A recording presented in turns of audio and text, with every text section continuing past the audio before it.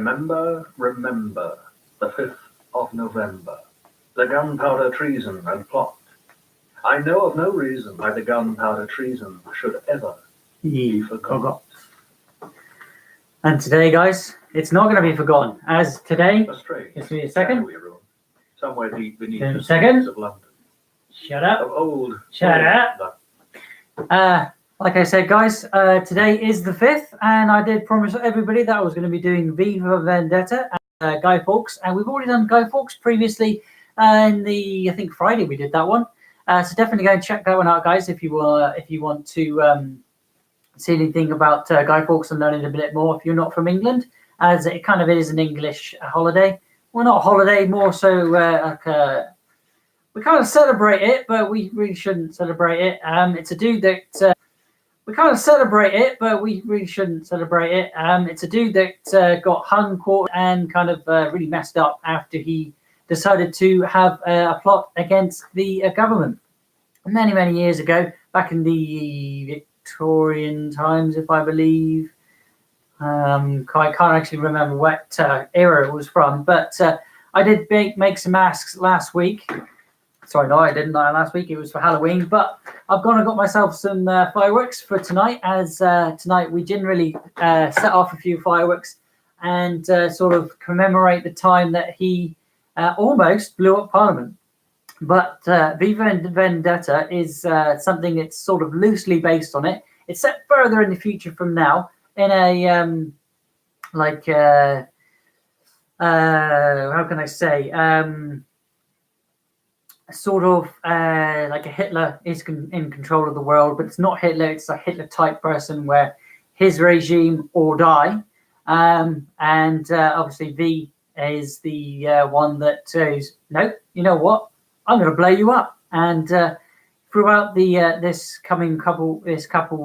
week probably, while I'll be doing my next sketch and getting things done for my new project. And as this month is all about fire and fireworks, and I thought, wow, it is the 5th.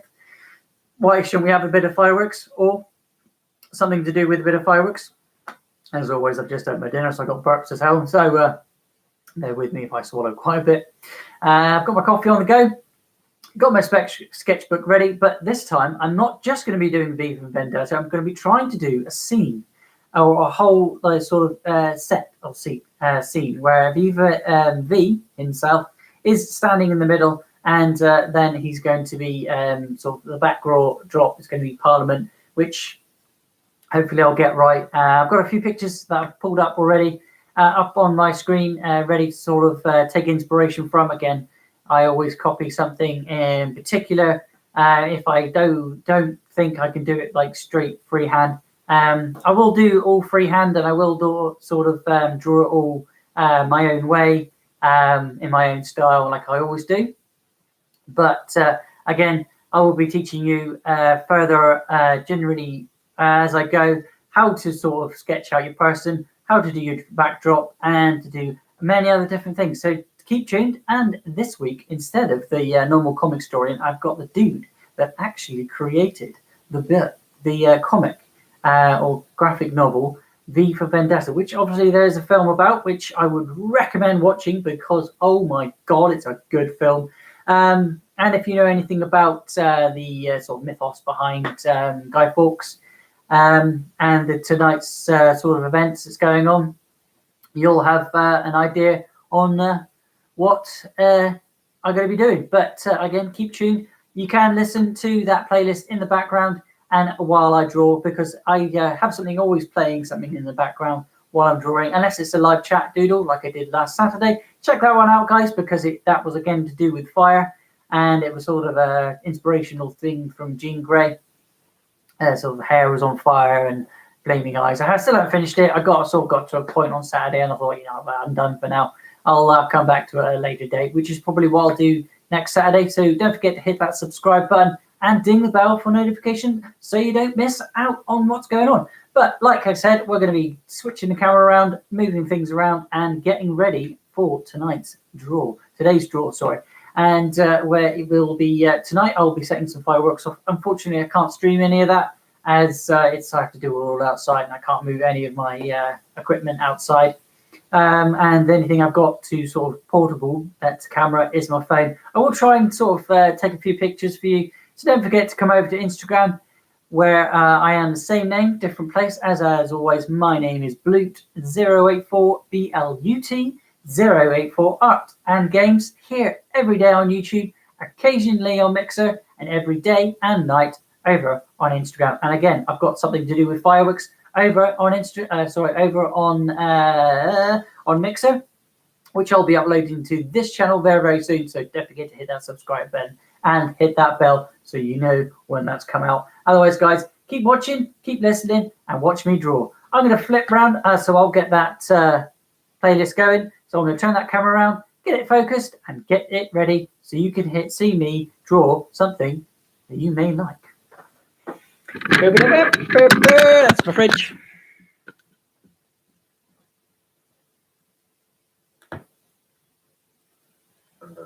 That had seen so much in 2000 years. Remember, the 5th of November, the gunpowder treason and plot. I know of no reason why the gunpowder treason should ever be forgot. Or forgotten, is how it normally goes. A strange, shadowy room, somewhere deep beneath the streets of London. Of old London. Bear in mind, guys, that this playlist may get a bit gritty and a bit too out of sense for children. So bear that in mind, that you may get frights and you may possibly get a bit of explanation of gore and things like that. So bear in mind, if there are younger viewers watching, that may come up. Abandoned to the Saxons, decimated by the Black Death, erased once more in the Great Fire. My phone here as always, and I will be using my favourite. I've got actually lost. My pen that I normally do. My it's not my pen. My oh, what's it called? My mechanical pencil is actually run out of lead, and I need to go and get some more. So what I've done is gone and got all of my pencils that I normally would have used anyway. I've got my what's it called? HB or 4B. That's a heavy pencil. And then I've got my HB. This is just a standard lead. And a H2B. And again, it's a little less heavier than the 4, obviously. And you got your fine liner, which is my favourite, really. I love using my fine liner pencil. And we've got HB once again. HB is basically what you'd get in your school thing, but these are professional pencils. And I thought I'd crack them out because my mechanical pencils actually run out of lead, which is really annoying because it's actually how I like to and what I used to like to get my refined details in it. As you can see, guys, we've done previous drawings in the back before. This is Blut or Blue Angel, and my own personal character, which if you guys want to see me colour that one in digital form and also in just how I did this, definitely go and check that out. There is in previous streams. Don't forget to go check that one out. And then we obviously had Spider-Man game come out, so I thought we'd have sorry guys, we'd have a go at drawing that again. I did all that in digital as well. I've made this. I drew this out as a live event. So to check the live events playlist out for that. And as always, that game came out, and I thought to myself, "Oh my goodness me! I love that picture. I've got to have a go at drawing it." And I did. I took a picture off my phone and sort of copied that. So again, guys, that's in 3 stages. That is in stage of sketching, how to draw the actual figure and everything else, and also how you can sort of get the right figure and to do the skeleton, and which is what we'll be also doing today, so keep tuned for that. And this is from Dark Month. This is Lily, where we did me and Nicole worked together for a while and got a few characters draw out for her. And this is my own personal thing, but she asked for something with flaming wings. Again, all of this has been digitized and sort of enhanced a little bit more. This is one of my favorites and one of her favorites as well. This is Tempe, or Temptation. Again, check those playlists out for more information on that. And this is my favorite, The Angel of Death. Again, it looks a lot better when I've digitized it. And what you can see on the camera is not the full picture. If you want to see the full picture, you need to go over to Instagram because the camera is showing off just a little bit fuzzy. So I apologize for that today. And so what was last week, that was actually the last drawing I did on pencil. And today we're going to be doing V for Vendetta, which is, again, one of my favorite films and one of my favorite books, which is on playing in the background at the moment. For this underground gallery gathered more than the art that most would call eternal. Here too were the artifacts. I'm going to pull up my picture that I've got here that I want to use to draw, and then we will crap. No longer sound. And as the light flickered, the power supply being nothing like the way it used to be, the man's eyes lit upon Bela Lugosi in Son of Frankenstein, and a faint, ironic smile quirked his lips as Prothero started to speak. Prothero. I say, began the voice of London. I read today that the formerly United States are so desperate for medical supplies that they've allegedly sent us several containers filled with wheat and tobacco, a gesture, they say, of goodwill. The light came up a little then, revealing a shoulder length. So this thing is a little bit racist because, like I said, it is like based in a future, horrific horror future of Hitler sort of based thing, but it's a different humor, a different Hitler. It's you'll find out everything you need to know while listening to this playlist. Hardly worth asking, perhaps, for once the mask was strapped in place, all trace of its owner's expression, of his thoughts and very feelings disappeared. And all that remained was that of the mask. For to wear a mask is to give up who we really are, and to become, perhaps for just a little while, perhaps for rather longer, that persona that the mask itself appears to represent. The mask. The masquerade. Almost white, this mask, with something of a debonair and harlequin look, the cheeks a little rouged, the lower lip a little pink, the eyes a little more than slits that seemed to smile at times, at other times to squint, yet always having something of the vulpine.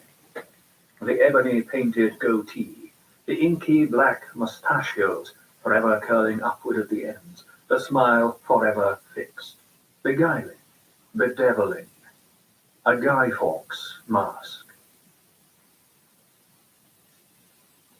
Would you like to know what I think?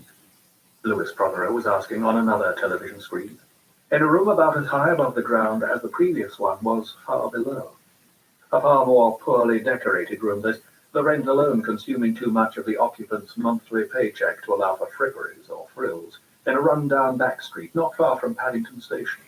Okay, so that's just making sure everything's good.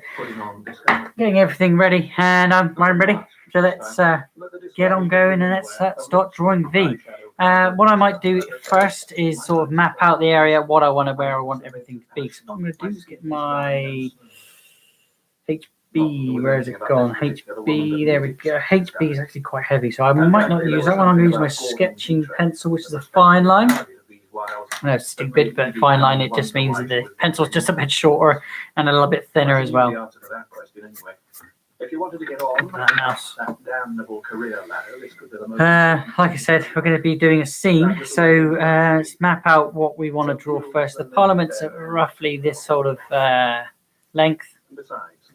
You've got Big Ben here. What I might do is put on top of Big Ben is the poster which says "Strength through unity, unity through faith," which it's not the kind of faith you think it is, but the faith, the whole idea from Guy Fawkes was he's Catholic and he wanted to take down the Protestant, take down the government, which wasn't Catholic. And things like that. We had a big problem in England with the Catholic Church sort of taking over or not wanting to take over.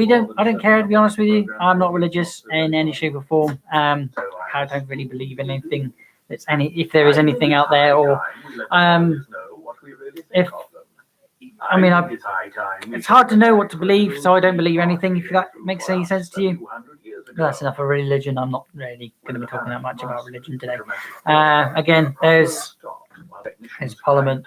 and we'll have building here and building here. I was going to put them on the rooftop and have them running, but I thought, no, that's not going to really work for me. So I'm going to be just sort of getting on with it today. And straightish golden hair that fell. I want to put a few fireworks up here as well, so let's sort of doodle out a few fireworks. Because again, this month is all about fire and fireworks, and later on in the month, I will be sort of telling you the origins of fireworks and giving you a sort of quick lesson on how to draw sort of period time things. V for Vendetta is purely just for this week because of Guy Fawkes. But fire, he's also in the fire. I'm not sure if I should put him sort of here with his arms out, so like standing here. Sort of this. We'll do a basic sketch figure to sort of get things out and get things like this. So we'll just quickly sketch him out and get him in sort of the area that you want him to be and the right sort of shape. Again, always sort of block things out, and so you've got like a body shape, basic body shape with the block, and then you've got his sort of almost waist, sort of midriff, the belly area, and then we'll go to the next piece, which would be obviously the groin area and the sort of area that links to the legs. Again, the hips maybe. Also, we'll sort of draw on a few basic shapes for the hips. Triangular sort of base, as the hips are sort of triangular as well. And again, sort of connectors, which if you know anything, again, most of this will be covered up in cloth and clothing, so I'm not going to worry too much.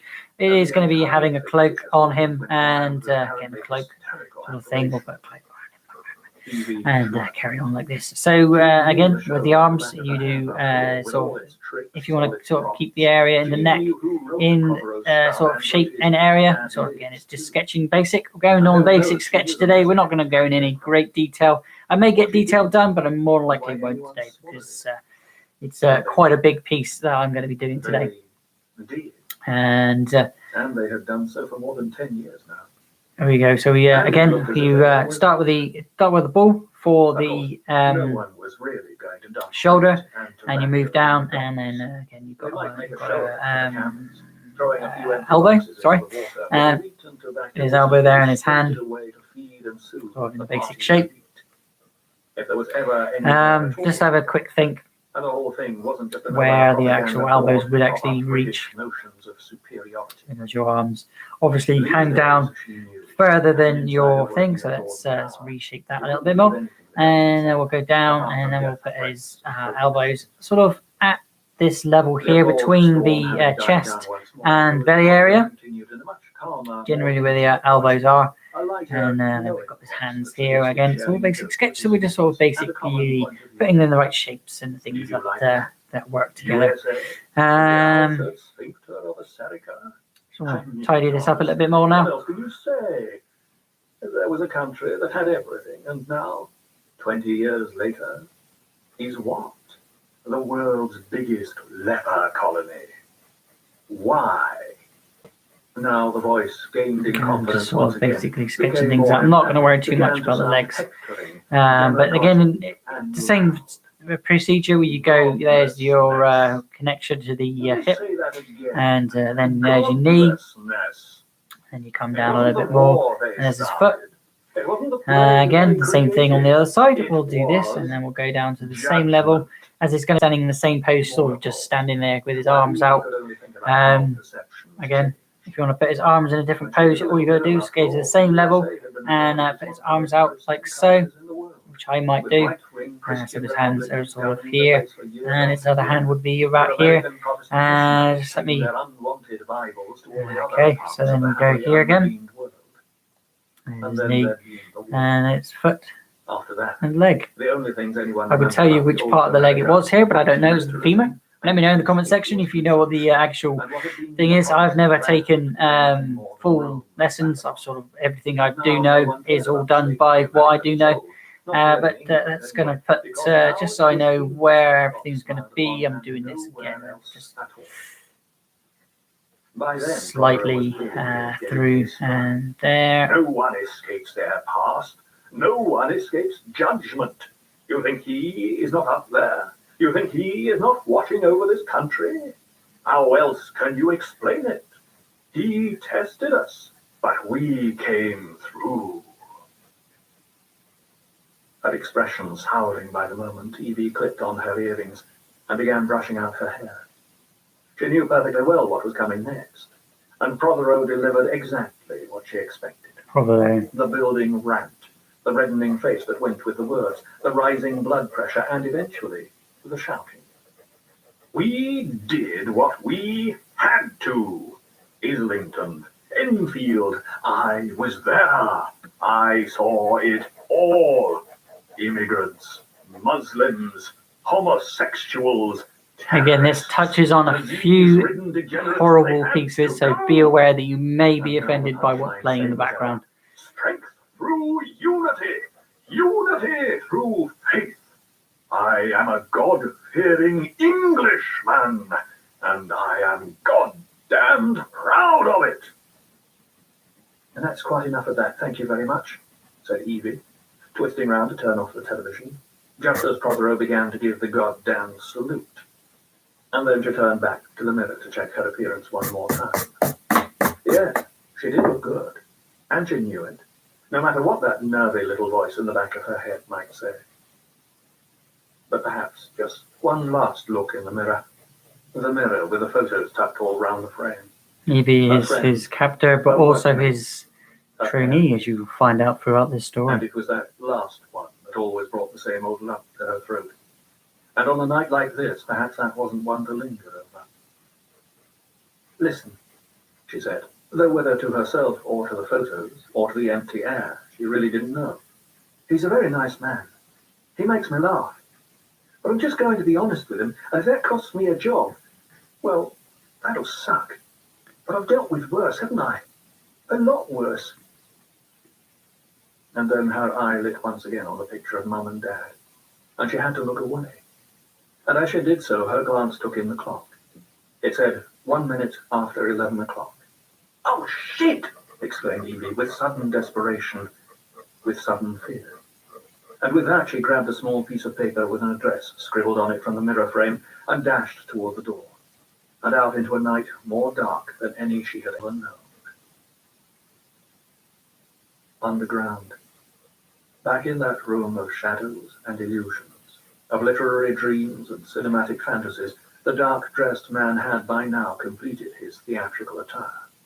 The mask strapped on, a wig in place, long and soft black leather boots upon his feet that ran up above his knees, an inky cloak about his shoulders, and on his head a tall and tapering Jacobean hat, its round brim wide enough to add another layer of mysterious shadow to his already enigmatic, grinning features. Something of the dandy, something of the scarecrow, something of the knight. Checking his appearance one last time in the mirror, he turned off the dressing table lights and turned toward a nearby bust of Shakespeare.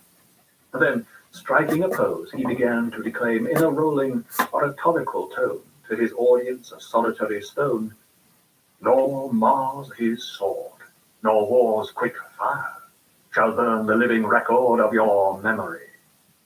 A bow, a swirl of the cloak, and then, in a much lighter, more mischievous voice, don't wait up for me, world. I intend to enjoy myself tonight. And with that he was gone, and the lights were extinguished, and all that then remained were galleries of shadow. 2. All her nerves jangling like overstretched violin strings being pizzicato plucked by a demented Paganini, Evie Hammond made her way with desperate haste along the ill-lit streets, heels clicking a percussive accompaniment on the concrete paving slabs. Above her head, a passing swath of heavy cloud had smothered up the moon and stars. Keeping everything basic at the moment, guys, so bear with me. I'm listening to this, so giving me a little bit of inspiration. Silence to silence. No cars drove here.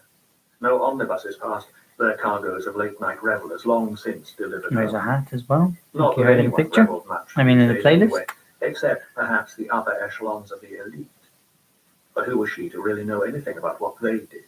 Whatever she might have been conjecturing earlier about wheat and tobacco.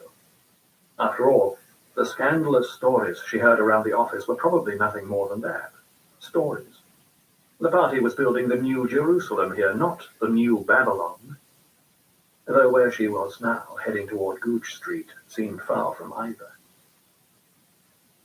Here there was only silence and empty streets, and the clicking of her heels, grown now to almost thunder-cracking loudness in her oversensitive ear, and the omnipresent surveillance cameras, all labeled "for your protection." But to her, at this time of night, the greatest threat of all. If only she hadn't left it so late. Hurry on. It wasn't far to Gordon Dietrich's home in Bloomsbury now, and light and music, good company and wine and I'm warmth not liking these legs. and safety. Whatever reservations she might have had about seeing him before had completely disappeared. All she wanted was to be there in his house, even in his arms if necessary, so long as she could stay there until the morning light, when everything would be back to normal and she could pick up the usual course of her life once more. Because right now, frankly, she was scared out of her wits. Not far. If only these back roads north of Oxford Street weren't so dank and ill-lit. But then she didn't dare use the main streets at this time of night, where her presence would be far too obvious. Hurry on. Through the litter that kept building up, because proper English people considered it beneath their dignity to clear up these days, and they got rid of all the other people. Past the tattered flags and placards left over from one of those party rallies held a few days before, which only reminded her of the authorities and how they handled breaches of the law. Faster. If only she put on her other shoes, she could surely have walked more quickly than in these. But no, she'd had to dress for looks rather than comfort. And running in these was quite out of the question. Hurry, hurry, and stop. Was that someone there ahead of her, a little farther up the street? Or just a trick of the light, a moving shadow caused by a breeze-blown piece of litter? But there shouldn't be anyone here. She shouldn't be here. In a sudden panicked fluster, Evie turned aside and made her way into a shadowy cobbled alley and began to hurry once again. The alley didn't look at all inviting, littered with trash cans and garbage as it was, but if she could just avoid that mystery figure, go round and find another alley that would lead her back to the same street beyond the place he lurked, if he was still lurking there.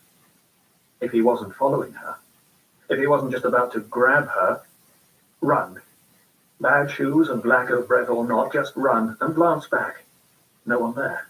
But run anyway, and run smack into something right in front of her while she was still looking back behind. Something firm, but yielding, soft on the outside but hard within.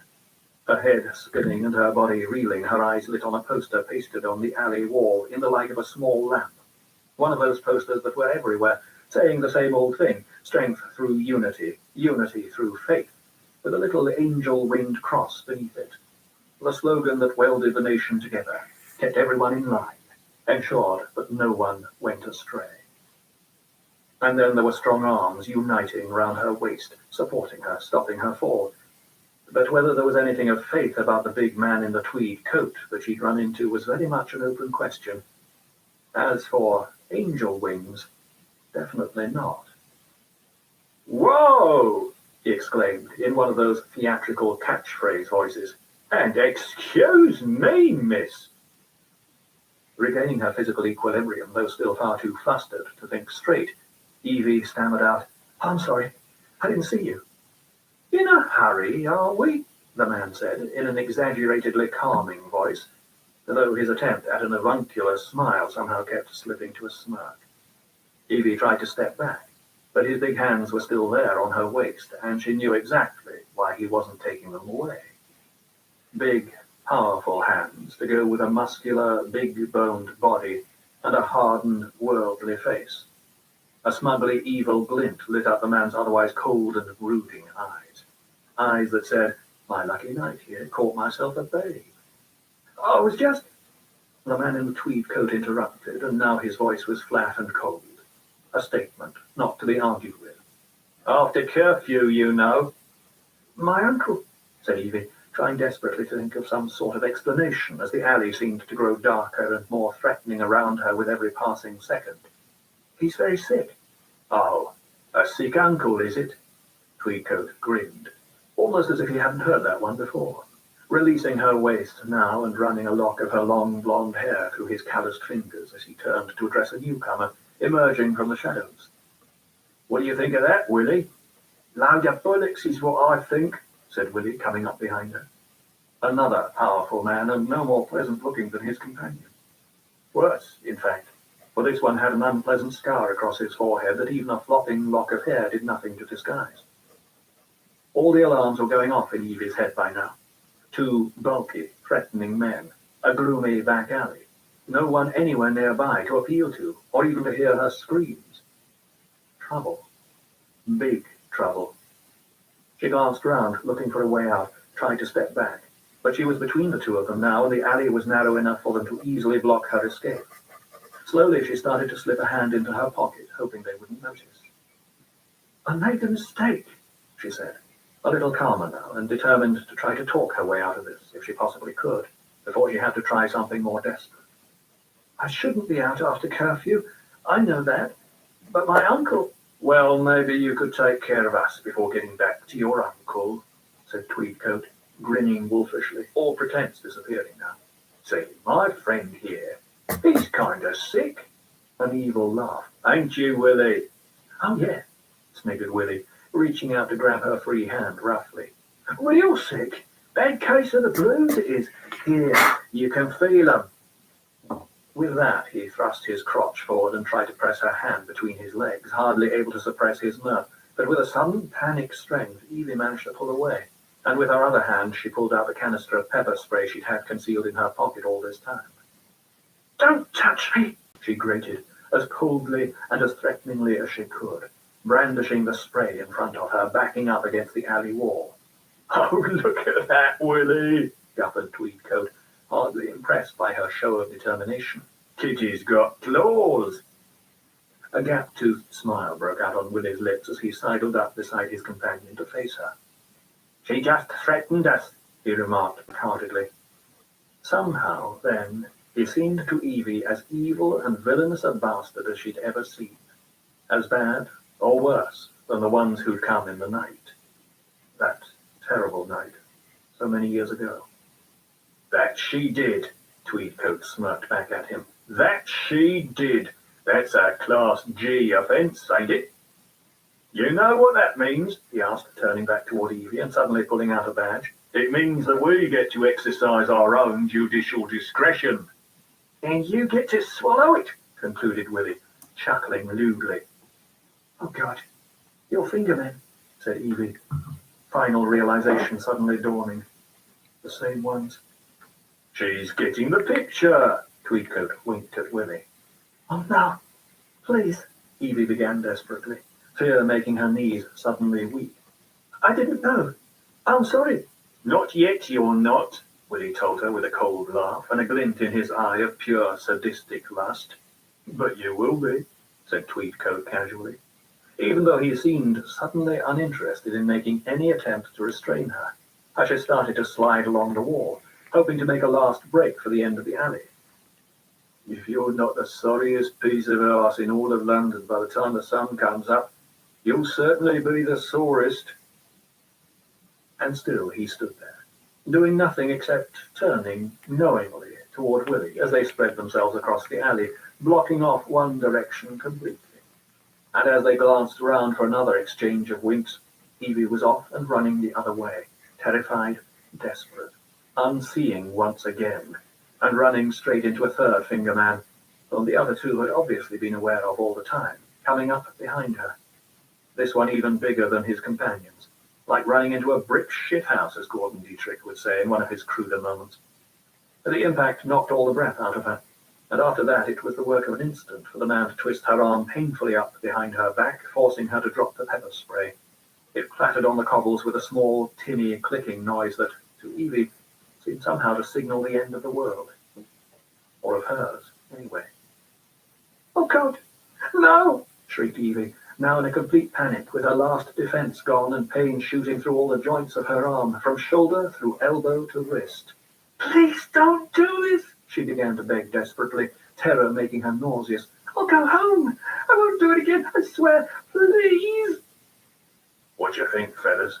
asked the third fingerman, forcing her arm farther behind her and bending her forward at the waist. Again, guys, this is going to be a bit gritty, so bear in mind if you are young viewers, it may be a good idea to tune down the video volume, but if you're enjoying it, enjoy, as it is taken from the graphic novel, which is quite brutal, but has a very happy ending. Not the way that Willie would like. Evie felt her foot against the back of her calves, and she was forced down to her knees. Then, still twisting her arm, the fingerman behind her grabbed her hair with his free hand and pulled her head up. "Help!" screamed Evie at the top of her voice, cold, hard cobblestones pressing painfully against her kneecaps. "Please, someone, help me!" She knew it was useless, of course, and so did the fingerman. What made it somehow worse and more degrading was that it was all happening in this dank, filthy back alley, where she was being reduced to nothing more than another piece of garbage, like the garbage all around her, something to be used and thrown away. Willie stepped toward her, belt undone now as well, and started to drop his pants. Suddenly, from somewhere in the near darkness beyond the light of the poster illuminating lamp, a voice rang out. A rich, declamatory Shakespearean voice, aptly choosing its words for the situation revealed there before it in the alley, though the quotation quite passed by the major players in the scene. "The multiplying villainies of nature do swarm upon him." "What the hell?" the third fingerman shouted, looking up toward the pitch darkness farther down the alley. And then, from out of that inky blackness, something began to emerge a few feet above the ground. Something so bone white it seemed to glow, that looked at first like a grinning skull suspended in the deep, oppressive night, but as it slowly approached, transformed before their eyes into a slightly more human face, dead white except for the merest touches of colour on lip and cheeks, the blackness of an upturned moustache and goatee, the smile forever frozen. A mask. A forehead shaded by a wide-brimmed hat.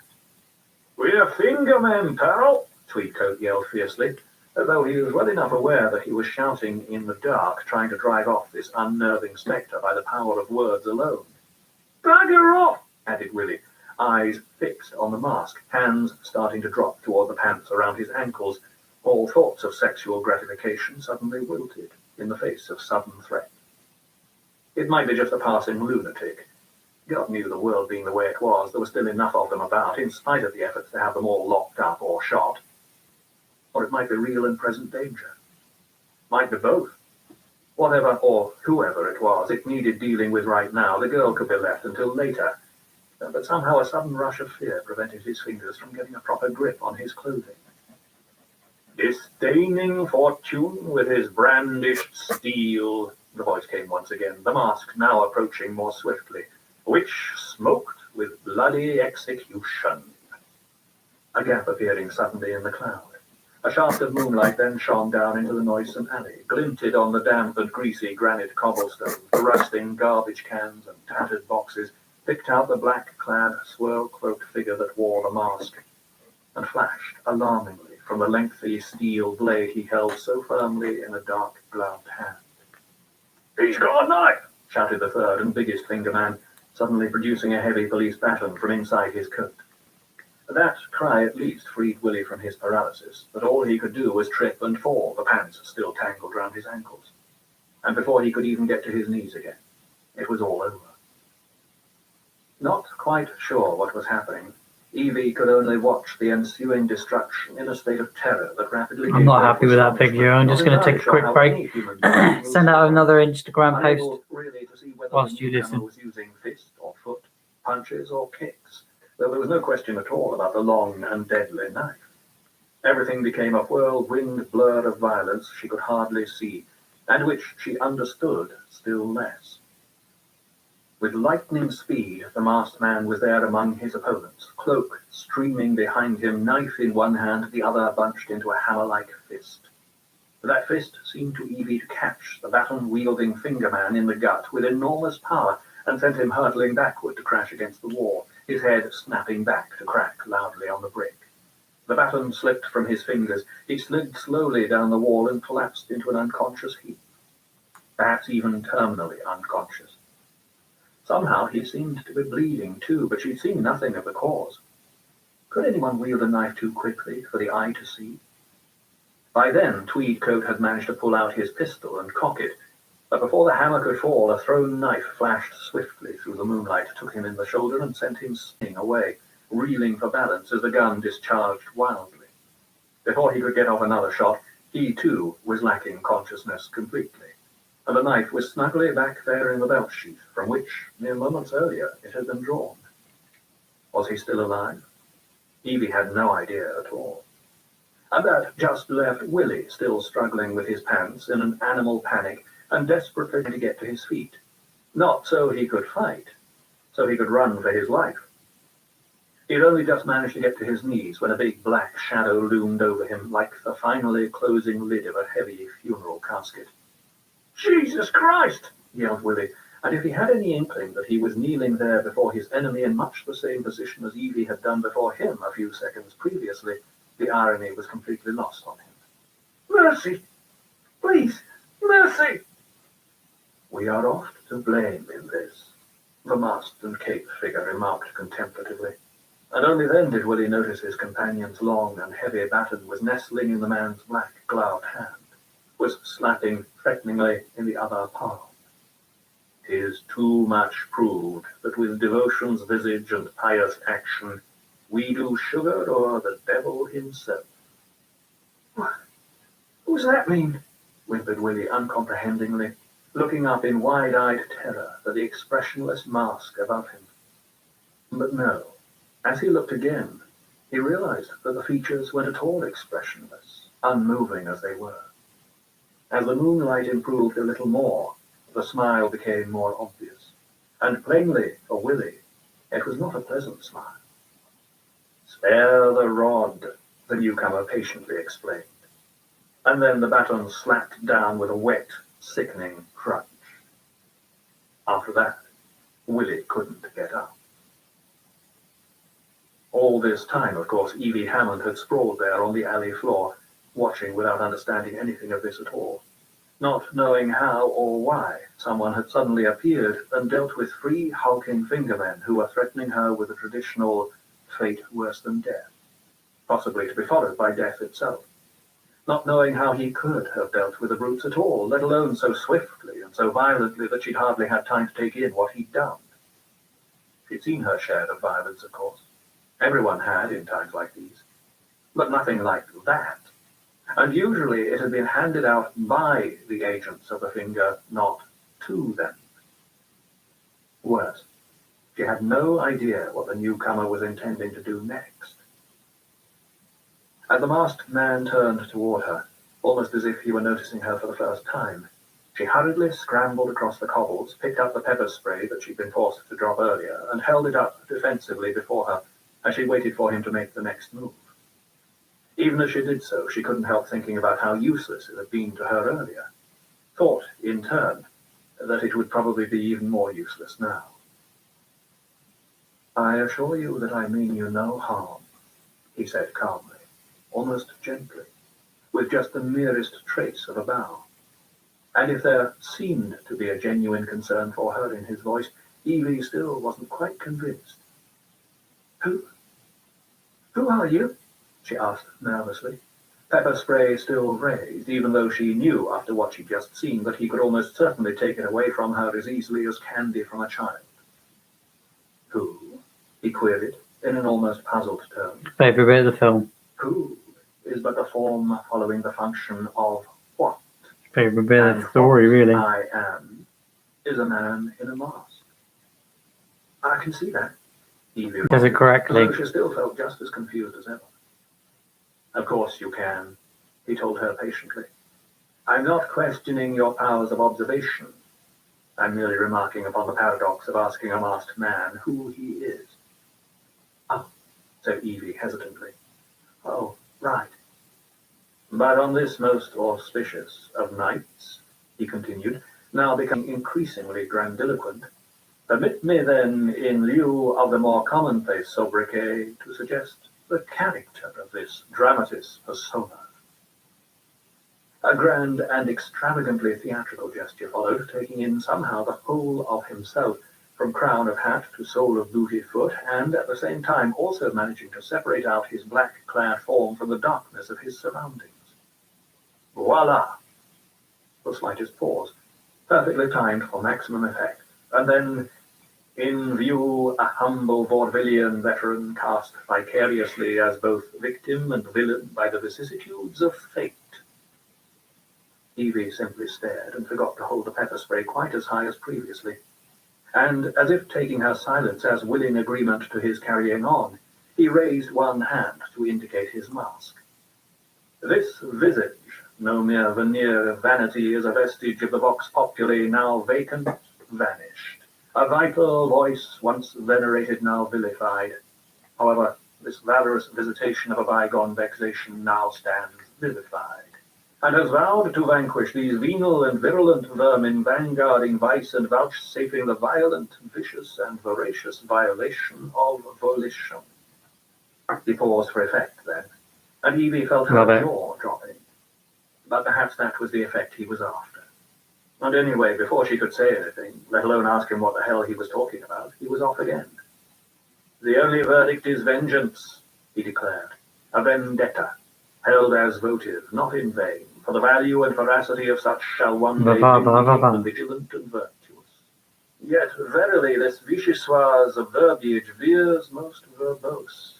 So let me simply add that it is my very great honor to meet you, and you may call me V. And with that he made a deep and grandiose bow and extended a hand toward her, intent on helping her to her feet. She stared at the gloved hand before her, rather as if it might be dangerous, like a snake. "Are you," she began to murmur hesitantly, "are you like a crazy person?" "I'm quite sure they'll say so," he told her, proffering his hand more pointedly than before. "But to whom, might I ask, do I have the pleasure of speaking?" And still she couldn't help hesitating, though finally she dropped the pepper spray back into her pocket and reached out to take his hand. "I'm Evie. Evie Hammond." "Evie," he remarked, with just a hint of puzzled surprise as he began to help her to her feet. "E.V. Yes, of course you are." "What does that mean?" she asked, starting to dust herself down and straighten her clothes. God, she looked such a mess. But then that was hardly surprising after everything that had happened.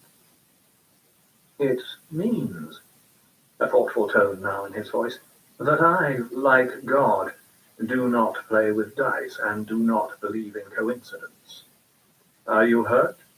"No, I'm fine," she told him, having finally checked herself out and feeling that she could now turn her attention to her rescuer. Not that she could tell much about him, cloaked, masked, and costumed as he was. Had he been on his way to some sort of fancy dress ball? Perhaps better not to ask. "Thanks to you. I only played my part," he told her with another less formal but far more self-deprecating bow, and then, after a moment's contemplation, "But tell me, Evie, do you enjoy music?" "I suppose so," she replied, not entirely sure exactly what sort of music he had in mind. But the question brought back memories of her childhood. After all, there was so much more music then. Jazz, reggae, rock and roll, world music. All gone now, and nothing left to be heard except the approved music they played on the government-controlled radio stations, mostly militaristic crap. But why on earth should he ask her a question like that, when he just pulled her out of a hellhole situation like this? "You see, I'm a musician of sorts," explained the man who called himself V, "and on my way to give a very special performance." "What kind of musician?" Evie asked, suddenly nervous again, and not entirely sure she really wanted to know the answer. "Percussion instruments are my speciality." Somehow the grin upon his mask seemed wider than before. "But tonight I intend to call upon the entire orchestra for this particular event. And," again the briefest pause, the slightest bow, "I would be most honored if you could join me." "Oh, I don't think so," she said hurriedly, suddenly remembering all that had happened in the last few minutes, and being out after curfew as she was, could still happen all over again. I think I should be getting home. But while she stood there, flustered and uncertain, he stepped closer and took her hand, raising it toward his mask almost as if he were about to kiss it. She looked at him in astonishment, having only seen gestures like that in the historical TV shows, the ones set in the 19th century and earlier. The gestures of an old-fashioned English gentleman, a species she convinced herself had long ago ceased to exist. I promise it will be like nothing you have ever heard or seen, he said, his voice insistent and magnetic, and that afterwards you will return to your home quite safely. And somehow she knew that there was only one thing to say to such a politely phrased assurance. Well, all right. After that, of course, the sense of adventure and excitement began to overwhelm Eva's nervousness. How often, after all, did she get the chance to be roaming through the empty streets of London at nearly midnight, accompanied only by a masked and mysterious man in black who could take out 3 of the feared and hulking fingermen in little more than the blink of an eye? And she felt she owed him something for that. So if he wanted to take her to some sort of musical performance, it would be less than graciously tell him no. On the other hand, he wasn't exactly forthcoming about where this concert was going to be staged, or even precisely when. But as he led her along the streets, circling to avoid surveillance cameras and dodging occasionally into shadowed doorways or alley mouths when a passing patrol car cruised by, she began to think such questions mattered less and less, and gave herself over entirely to adventuring, or venturing, as we would probably prefer to call it, alphabetically obsessive as he was. As if in response to her lightened mood, the breeze blew the cloud away, and the stars appeared, spattered like diamonds across the velvet cloak of night, and a brilliant silver moon sailed into view almost at the full, and shone its beams down on old London as it had for the last 2,000 years, without fear or favour for any of its inhabitants, regardless of their innocence or guilt. The nerves did come back, though, when, after a fairly circuitous route that roughly followed along New Oxford Street and then wove back and forth across and along High Holborn, they arrived at the Farringdon area, and instead of conducting her into some sort of concert hall, he led her up a fire escape and onto the roof of one of the taller buildings in the area. She was quite a long way from her Paddington flat now, too, despite his assurances that he'd see her safely home. But that feeling of nervousness was immediately overwhelmed then by the wonder of the view they could see all round them, silvered in the purest moonlight and sparkling beneath the stars. Ahead of them rose the Old Bailey, or more properly, the Central Criminal Court, a massive pile of stone surmounted by a copper dome, which in turn supported the famous bronze statue of Justice. A blindfolded woman, with her arms extended straight out to either side, the scales of justice suspended from her left hand, the fearsome judicial sword rising from the right. A little to the right, the dome of Sir Christopher Wren's St. Paul's Cathedral, a phoenix rising up resurgent from the devastation of the Great Fire, which had so thoroughly destroyed its predecessor. Farther south again, the monument commemorated the Great Fire itself, built in Pudding Lane where the flames had first begun. Beyond that, in turn, the rising skyscrapers of the City of London, the nation's financial heart. And farther on again, the even larger... Oh my god, why did I do Big Ben like that? Of Canary Wharf. Hey! Looking round, her gaze passed over the recently built, a familiar Jordan television tower, familiar because she worked there. Then turned back to the West End, to Centre Point, and the old post office tower, now headquarters of the Eye, before circling down to Westminster Abbey and the Houses of Parliament, and farther south, the Thames. All laid out before her like a map, or some moonlit model of the way the city really ought to be, its crimes and vices, terrors and suppressions, hidden in the dark, its beauties highlighted by heavenly radiance. No wonder someone, she thought it was Dr. Samuel Johnson long ago, but couldn't quite remember now, had said that he who's tired of London is tired of life. Or something like that, anyway. Her father had said it to her on a sightseeing expedition once, which meant she must have heard it a long time ago. It's beautiful up here, she said, finally coming out of her absorption in the scene and turning round toward V, who stood beside her looking contemplatively toward the Old Bailey. A more perfect stage could not be asked for, he said softly, almost as if he too were enraptured by the setting. Still, I don't see any instruments, remarked Evie, puzzled. Your powers of observation continue to serve you well. Now the smile that was fixed there on his mask seemed somehow to be a real smile, as if the more she got to know him, the more his voice and body language brought expression to the expressionless. But wait. And then, with the swiftness of a professional stage magician, V stepped toward the parapet and whipped out a slim conductor's baton from his sleeve, using it with a grand gesture to center her attention on the Old Bailey. The Old Bailey, he began, was built in 1907 on the site of the notorious Newgate prison, a hellhole where you were lucky to survive long enough to be strung up. The famous highwayman Dick Turpin was once imprisoned there, among so many others awaiting their last day on earth, a conclusion which for many must have come as a relief. Just across the road is the Magpie and Stumps, where execution breakfasts were served to the near hysterical crowds who gathered to watch the mass public hangings held not far from here, cheering wildly every time some poor wretch was taken off, until the executions were finally brought to a halt in 1868. And all that was back in the good old days, when England still had a judicial system and a functioning constitution, back long before the latest war, with everything that's happened since. The irony wasn't lost on Evie. Since the war, things had got far worse than that, and the Old Bailey had seen a countless number condemned to execution. It was just that nobody felt like cheering anymore.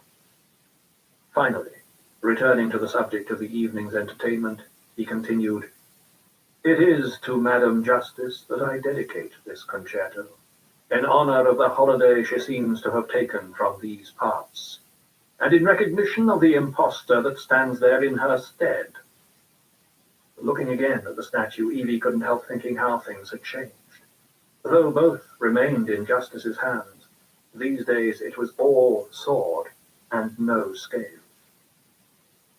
"Tell me," he asked, interrupting her contemplation, "do you know what night is tonight, Evie?" "Ah," she had to pause and think. "November the 5th? And no sooner were the words out of her mouth than, back behind her down at Westminster, Big Ben began to chime the midnight hour, the instant when this most significant night was at its deepest. And with a slight nod of the head, acknowledging the perfect timing of the bells, V continued, "And the meaning of the date?" She knew, of course, but also knew the date was no longer celebrated. After all, the official line was that Guy Fawkes had been nothing more than a terrorist attempting to overthrow the state. And even if, ever since, the populace had burned the traitor in effigy every year in eternal punishment for his crimes, it had all come to seem too much of a celebration for the current government. And anything remotely suggesting the celebration of terrorism had rigorously been stamped out. That was too much like free speech and couldn't be allowed at all. Then, almost as if the distant tolling of the giant bell were occurring for no other reason than to accompany his voice, the masked man began to declaim. "Remember the 5th of November, the gunpowder treason and plot. I know of no reason why the gunpowder treason should ever be forgot." As the last note of the chiming midnight bell faded softly on the cooling air, V finally began his performance, tapping his baton on the stone parapet, and then raising both arms above his head, as if calling his unseen orchestra to attention. I'll have to look up the numerals for that. "The overture."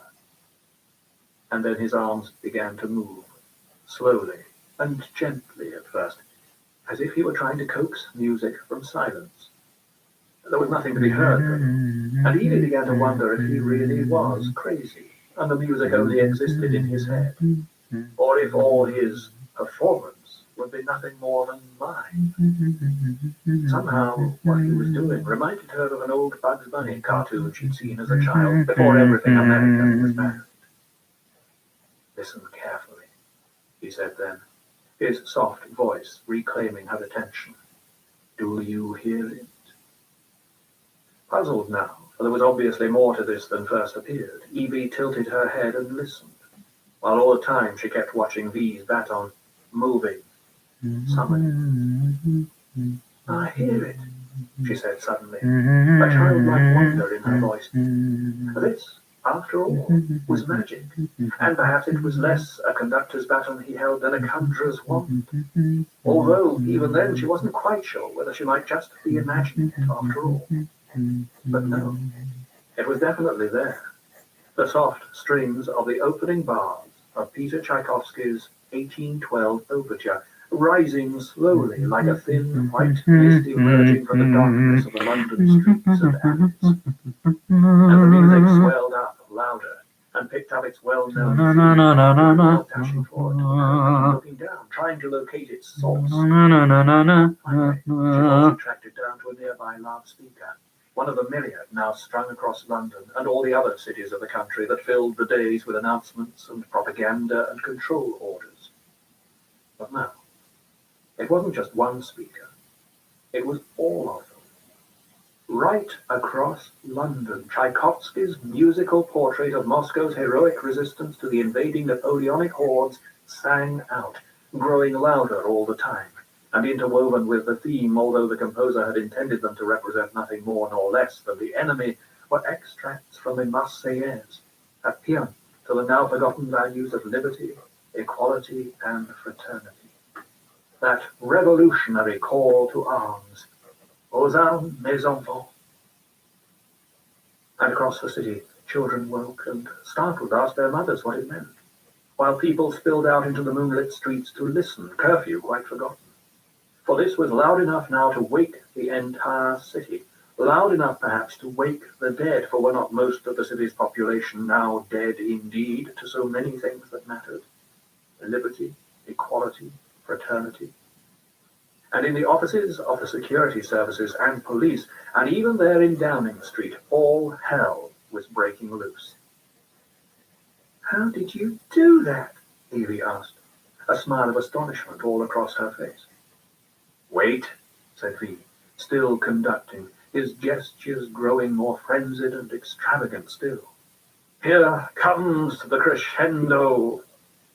Now the theme returned, far more powerful than at its first appearance, swelling inexorably toward its climax with all the battle fury of drums and cymbals and timpani, to the point where, upon its premiere, Tchaikovsky had had real cannon fired as part of the performance. And when that point was reached, the night sky over London was suddenly rent by a shattering explosion perfectly timed with the music, and the statue of blindfolded justice was simply blown apart in shards of melting metal, her sword and scales vanishing in a ball of angry smoke and flame. Evie could only stare in shock as the music rose again, and once more timed to match the original cannon fire, a further series of thunderous explosions smashed the Old Bailey into myriad fragments. "Beautiful, is it not?" asked V, as the monstrous echoes of the collapsing building faded, and he turned to take a conductor's bow before his utterly startled audience. Evie just couldn't believe what she was seeing. That massive pile of stone and metal, one of the landmarks that had defined the face of London for a century or more, with all its history, all the memories of its criminal trials, for the most part just ones, though recent others rather less so, was simply gone, shattered, crumpled, and all but obscured in billowing clouds of smoke and dust. And V had provided a ringside seat at the spectacle, just for her. But still the performance wasn't quite over, for as the roaring in her ears subsided, she suddenly heard a whoosh of fireworks and another far less voluminous explosion. But this was not the usual starburst of an exploding rocket, rather it was the performer's credit, writ large across the starry sky. Up there, in a pattern of bursting light, a single sparkling letter. V. Eyes wide with awe and surprise, Evie turned toward the perpetrator of the evening's entertainment, but he had already disappeared. "V?" she asked an empty rooftop, asked again the empty, silent air, B? Then, all around, from those same speakers that mere moments before had provided the musical accompaniment, the harsh, discordant silence began to weigh. 3. The tension in the room was like the thick, black smoke of a sacrifice to evil gods. But none of the men gathered round the large table at its centre could bring himself to say anything to relieve it. This, too, was a room of gloom and shadows, but quite unlike that which lay hidden underground an unknown distance away. This contained nothing to lighten the oppressive air. No posters, books, or music. Certainly no bust of Shakespeare. For this was the new, modernized and thoroughly up-to-date cabinet room in Downing Street, now decorated in a totalitarian palette of grey, steel, and black. And here, where once elected cabinet ministers gathered to debate and discuss the country's fortunes and direction, sat the appointed department heads that these days represented the new body politic. Or rather its repression, for political life, like Guy Fawkes himself 400 years before, had now been hung, drawn and quartered, and afterward thrown to the dogs. These were hard-faced, ruthless men for the most part, who, despite their power, still couldn't quite avoid the caricaturing humour of the British public they did so much to stifle and suppress. And so these remnant travesties of supposedly legitimate government departments had their nicknames.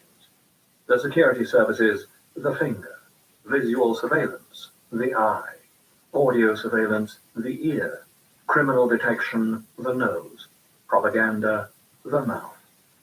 All collectively known as the head, despite the apparent anomaly of including the finger among them. But then the finger was the most feared of all, and no one wanted to feel that particular digit's tap upon his shoulder. And here they all were, gathered round that large central table, haggard with lack of sleep, their faces lit only by small reading lamps upon the tabletop, and the concrete-coloured glow of a large monitor at the table's end. Waiting, like the monitor, for someone to appear. For the head, in fact, of the head itself. At last the monitor blinked into life, and then, as smokes were hurriedly stubbed and backs were suddenly straightened, the face of High Chancellor Adam Sutler glowered into view. And Chancellor Sutler was not at all a happy man. "Gentlemen," he began coldly, "you've had 4 hours. You'd better have results." An uncomfortable shuffling, for they all knew that the multiple cameras in the room would be returning their images to Sutler, just as his was reaching them. Who was going to get it first? "Mr. Creedy." Peter Creedy leaned forward out of the darkness, the lamp illuminating a face of stone, the eyes displaying all the emotion of a gun barrel. A hard bastard, harder even than the men who served him. "The Old Bailey area is quarantined," the head of the finger said coolly. "All significant witnesses have been detained." And he might have added, were currently having whatever information they might possess beaten out of them at that very moment, but Sutler would know that anyway. For the finger wasn't renowned for subtlety, just for efficiency of a peculiarly unpleasant kind, which was why there were some who referred to fingermen as the Gestapo, but never aloud, and never to their faces. "Good," Sutler nodded. "Mr. Etheridge." The small man with large ears that seemed so naturally to match his position rather nervously began to speak. "A recording device was found wired into the Central Emergency Broadcast System. The DCD was Tchaikovsky's 1812 Overture." "Add it to the blacklist," cut in Sutler decisively. "I don't ever want to hear that music again." "Yes, sir," Brian Etheridge replied, hurriedly making a note on a pad before him, seeming rather flustered as he felt the eyes of all the others present turn upon him. No wonder the man's nickname was Bunny, Sutler thought contemptuously. A rabbit caught in the headlight. If it wasn't for the man's obvious technical ability, he'd have been replaced long ago. Just the sort of man that Sutler no longer wished to have to mix with at all, in fact. Although when it came right down to it, the High Chancellor didn't want to have to deal personally with any of them, let alone the hoi polloi out on the streets. That's the video link, rather than personal contact with his own cabinet. Human beings couldn't be trusted to behave themselves in any logical fashion, no matter how strictly you kept them under control. Not like the computers, whose company he'd come to prefer more and more over the years to human interaction. Machines at least obeyed physical, scientific laws that were forever immutable. Human beings, no matter how rigidly you enforced the most logical of man-made laws, continued to break them. Well, if anyone broke his laws, like this terrorist who committed last night's outrage, he'd break them, as surely as God had given him the power to, and the right. Okay, guys. I'm going to plug my phone in a second because it's running low on battery and it's coming to the point where my son will be coming in from school. But what I've done so far is obviously I've done a little bit of sketch there for V. As you've just heard, is the cloaked and masked figure of the scene. And I've tried to put in a little bit of detail for the Big Ben there. I will be putting more detail there for that one. And obviously the Houses of Parliament behind him there. And obviously a little sign here telling you what it says. And actually what you can see is backwards. So I do apologize for that. It is the camera. But if you want to see the full picture, all you got to do, guys, is come over to Instagram, where I'll be posting every piece of this and all in detail and a lot more sharper detail as well. Again, my name is Blut084, BLUT 084, Art and Games, here every day on YouTube, occasionally on Mixer, and every day and night over on Instagram. Same name, different place. We're calling it an emergency demolition, he explained, unable to avoid a smug glance round at his companions. We have spin coverage on the network and throughout the interlink. Several experts have been lined up to testify about the Old Bailey's lack of structural integrity. On the monitor screen, Sutler nodded, paused for just an instant's thought, then added, I want Prothero to speak tonight on the dangers of these old buildings and how we must avoid clinging to the edifice of a decadent past. He should conclude by saying that the new Bailey will become a symbol of our time and of the future that our conviction has rewarded us with. Then, almost as if he were searching for his next victim in the dark, Sutler leaned closer to the camera and pronounced, Mr. Hare. Conrad Hare was difficult to even notice, hanging back as he did in the shadows. Not so much a man of mystery as one who thought the best way to stay out of trouble was not to be noticed, unless it was really necessary. Quiet efficiency was the image he wanted to project. Our surveillance cameras captured several images of the terrorists, announced the head of the eye. Though the mask obviously makes retinal identification impossible, we also managed to get a picture of the girl the Creer's men were detaining. Who is she, Mr. Finch? Not sure yet, sir, but we're working on several leads. Eric Finch was a long-time career policeman who really had no time for all this nose stuff and preferred to just think of himself as still holding his old rank of chief inspector before they bumped him up, not entirely willingly, to department head. Chief Constable would have been a more appropriate title for the rank he held now, but they'd shot the last Chief Constable of London when he tried to revolt against the party takeover, and abolished the title thereafter. Shot him in public, too, to make an example of the traitor. Almost 60 now, lined and worn, Finch had that sagging, world-weary look of a professional bloodhound. And frankly, he couldn't wait to be out of the place. Police work and detection were the things that interested him, not politicking and hanging round in cabinet offices. Anything else? Sutler asked him. We located the fireworks launcher and found traces of the explosives used at the site. Unfortunately, it appears that despite the heavy level of sophistication, these devices were homemade with over-the-counter chemicals, making them very difficult to trace. Whoever he is, Chancellor, he's very good. Save your professional annotations, Mr. Finch, said Sutler coldly, uninterested in praise for fallible human beings. They're irrelevant.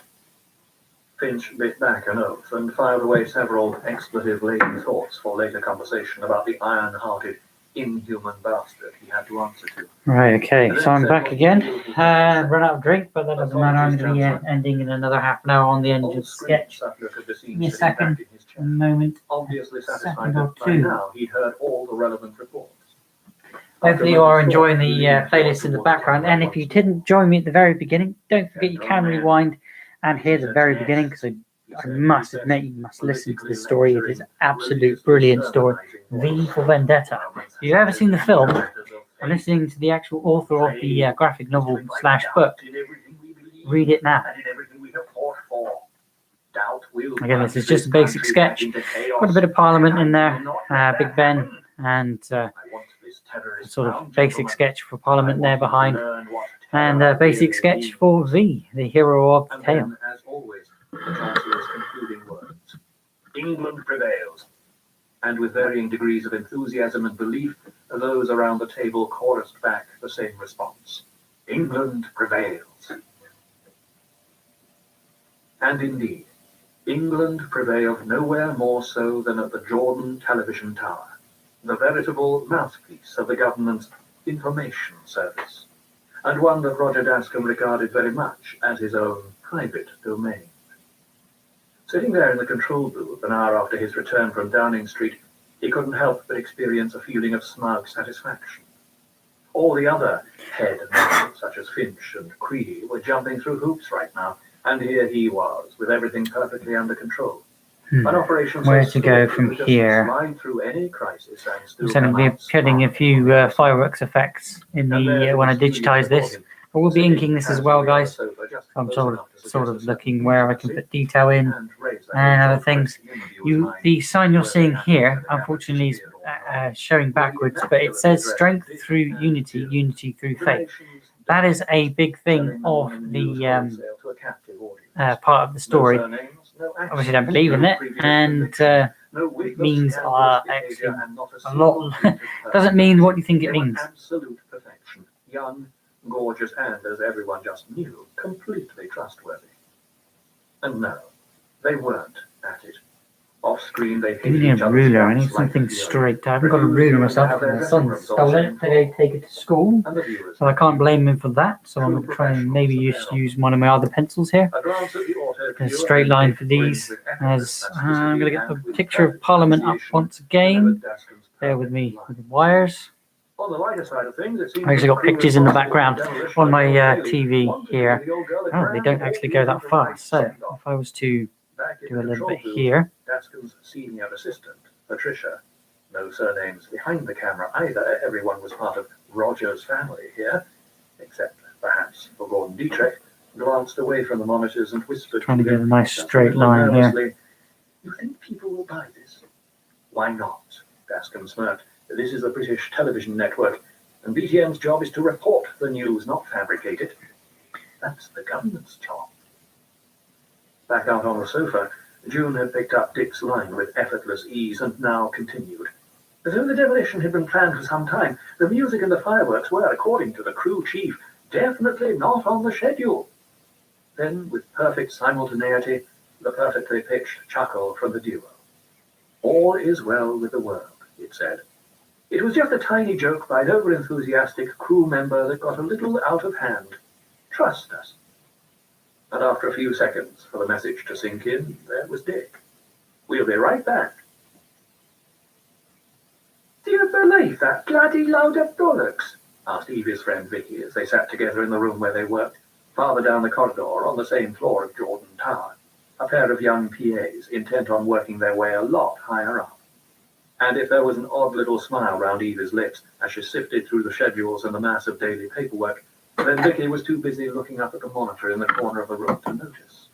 It was no bleeding demolition, Vicky continued, betraying her East End roots with every word she spoke. If you would like to leave a comment at any point today, guys, all you got to do is say hi in the chat. As I've got that up as well. But somehow it never went beyond a litter of swear words and working-class crudities. Although to give Vicky her due, she was trying her best to improve.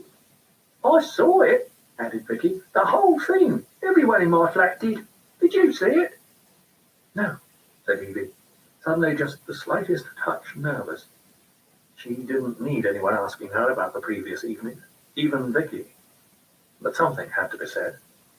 Last night Oh, that's right, pounced Vicky gleefully, blue eyes sparkling. You went to Daddy Dietrich's last night, didn't you? Come on, spill. Fortunately, before Evie could even think about what to say, the door swung open and there was Patricia bustling into the room, not exactly angry, but not exactly pleased. Evie, there you are, she began immediately, businesslike as ever. You are still working for me, aren't you? A moment's confusion. And then Evie noticed the small personal radio she used as an intercom between floors sitting on her desk. Somehow, after the night's excitements, she'd managed to forget to switch it on this morning. Sorry, Patricia, she said contritely. That apology seemed to be enough, and Patricia was never one to waste time on useless chatter. Now that she'd found her missing minion, the task list just spilled from her lips in no time at all. I need 2 espressos and 3 filter coffees from downstairs, and Dietrich is ready for his tea. She turned to go, already intent on the next item on the day's agenda. And we'd like them just a little sooner than yesterday, please. And Vicky, suddenly seeming enormously busy, glanced up and smiled briefly as Evie leapt to her feet, blushing, and dashed away through the door in Patricia's wake. Over at New Scotland Yard, Chief Inspector Finch was starting to feel as rumpled as his old suit. He'd been out of bed as soon as the music started and the sirens went off. A couple of hours at the Old Bailey, a couple of hours at his desk, then that bloody cabinet meeting, then back to his desk again. And the desk was no more of a pretty sight than he was. A litter of reports, a mess of notes, a keyboard and a monitor, a couple of phones, and he'd piled up more empty coffee cups there than he had leads right now. And still the reports came in. Sorry, guys, you see my beard there. They needed to be checked anyway. And if he wasn't careful, Kind of a large one. over Can't really again, miss it. then he wouldn't know where he was or what he'd already read. If it had just been something simple and comprehensible like a bank raid, but no, it had to be a terrorist attack with incomprehensible trimmings like fireworks and bloody concertos. Ignoring disgusting now. So when I do my murals, and if you are local and you would like a mural, all you got to do, guys, is come over to Instagram and leave me a question, or leave me a could you have it done, and yes, answer will always be yes. But that was typical. Take everything, give nothing back. Bloody Creedy. Well, 2 could play at that game. Maybe he'd tell Lizzie Barndon to go sick tomorrow, and then be too short-staffed to find anyone to replace her for a while. I don't get it, remarked Detective Sergeant Dominic Stone, Finch's lieutenant.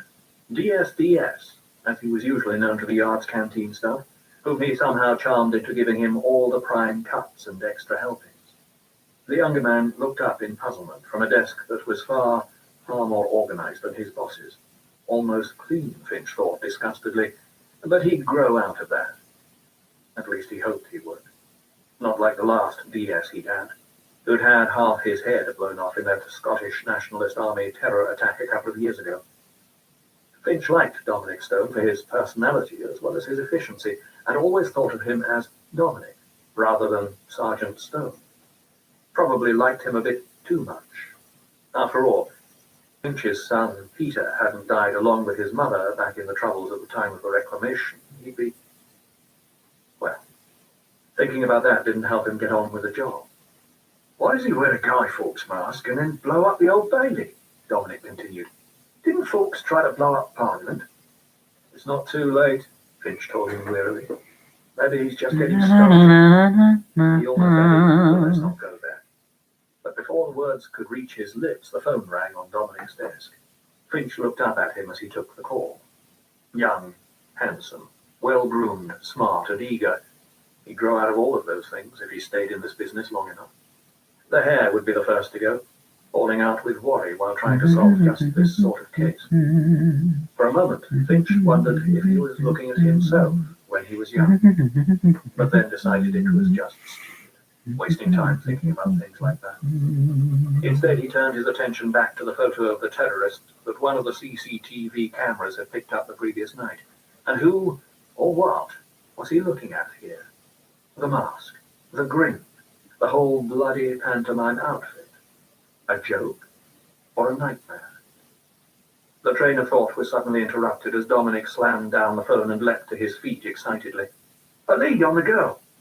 And so, with a gravity that his age and position had earned him, and the weariness that being up all night brought as well, Finch dropped the photo back on the desk and heaved himself out of the chair. Maybe there was something here for an old dog to get his teeth into after all.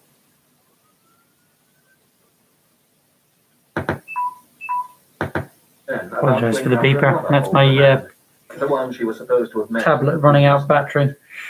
Which means that the playlist may end shorter or quicker than I would wish. Back before everything had gone to hell and there was nothing left afterward but the British television network, whether anyone liked it or not. He'd spent a while in the wilderness while the new powers that be were getting themselves set up, which he'd at first put down to the idea that the programs he used to make were far too coarse for present tastes. And then suddenly he got the call to produce a new weekly government-approved variety show. Only when he read the brief did he realize that he'd actually got the job, because now they couldn't possibly find anyone coarser.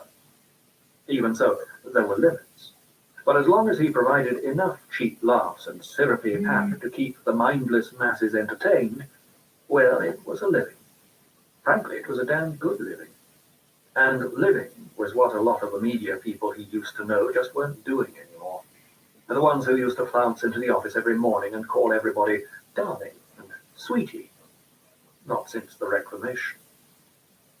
Look, don't get me wrong, Dietrich was saying as Evie approached his open door, tea tray in hand. She had to smile at that. Like every other producer in the building, he was always on the phone.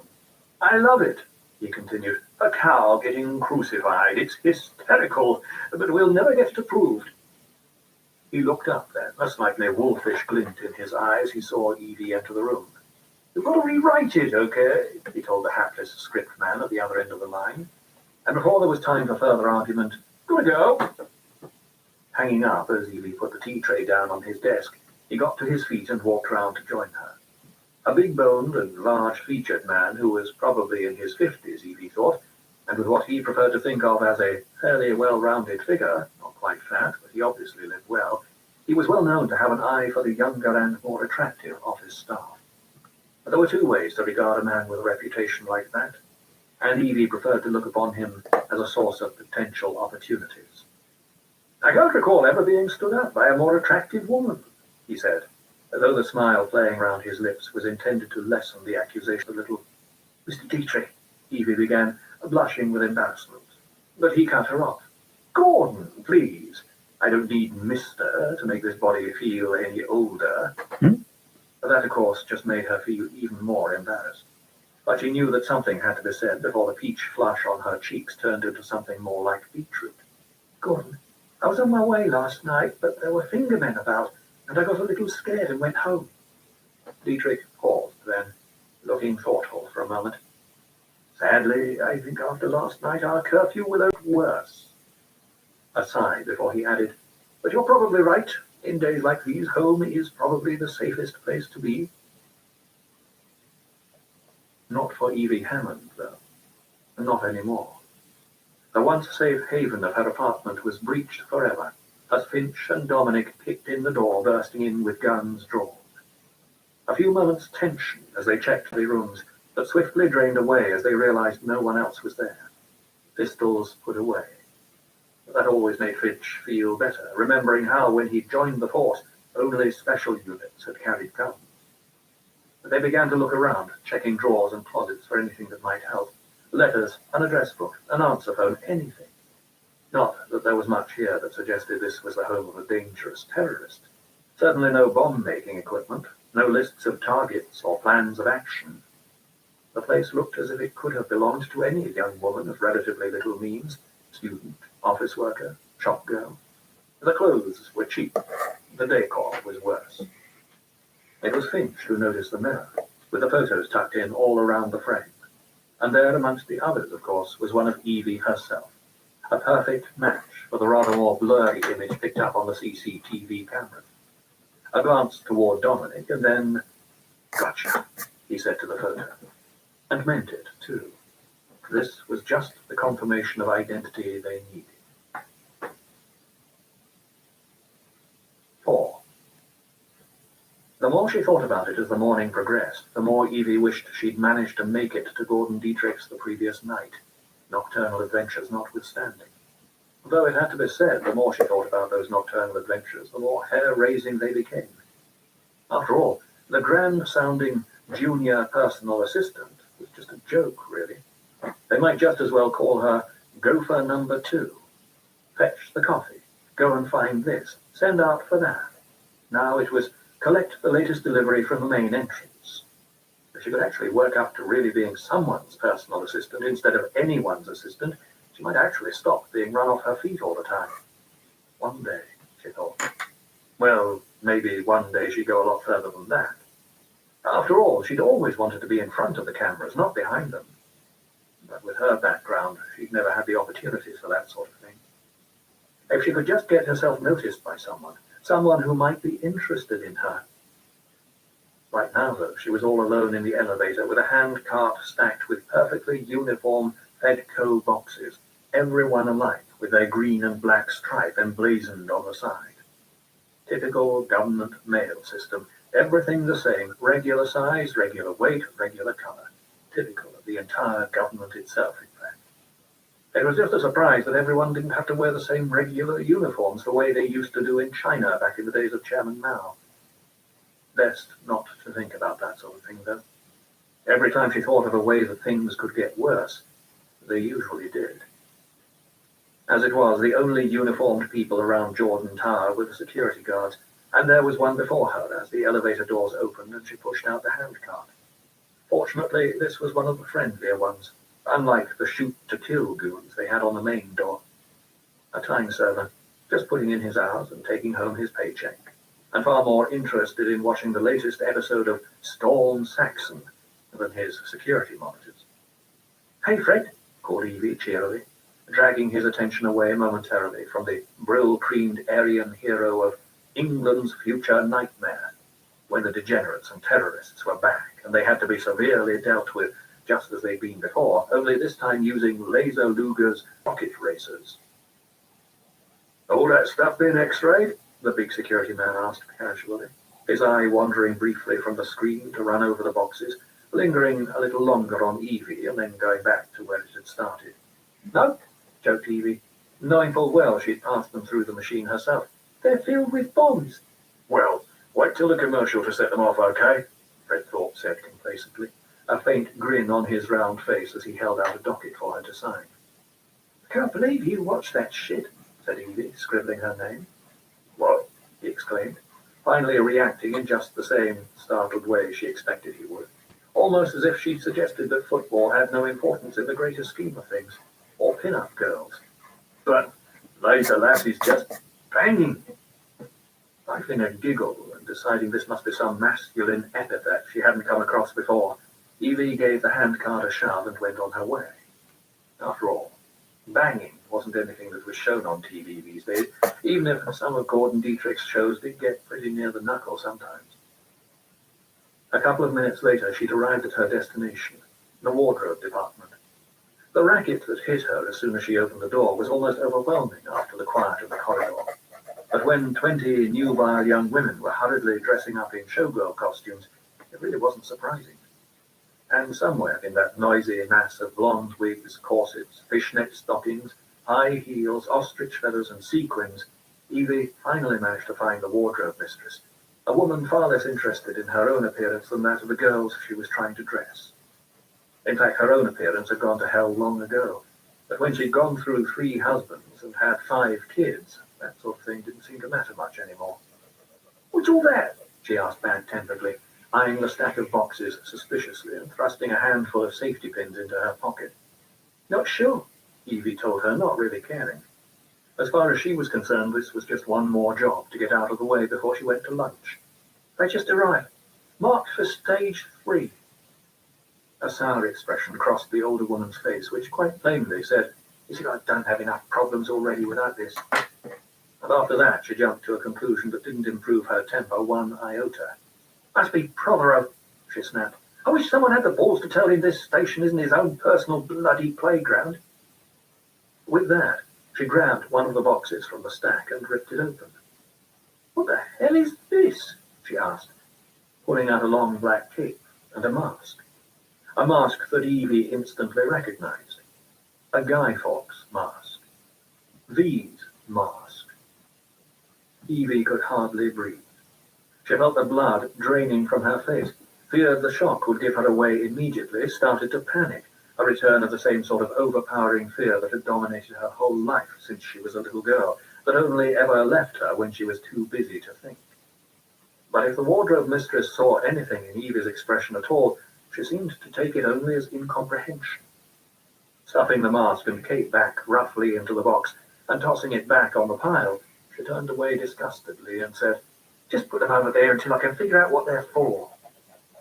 And then she was off among her charges once again, straightening feathers and fixing diamante brooches, snapping and yelling in the babble of voices that filled the room, and not noticing at all how Evie had left without uttering a word, without being able to utter a word.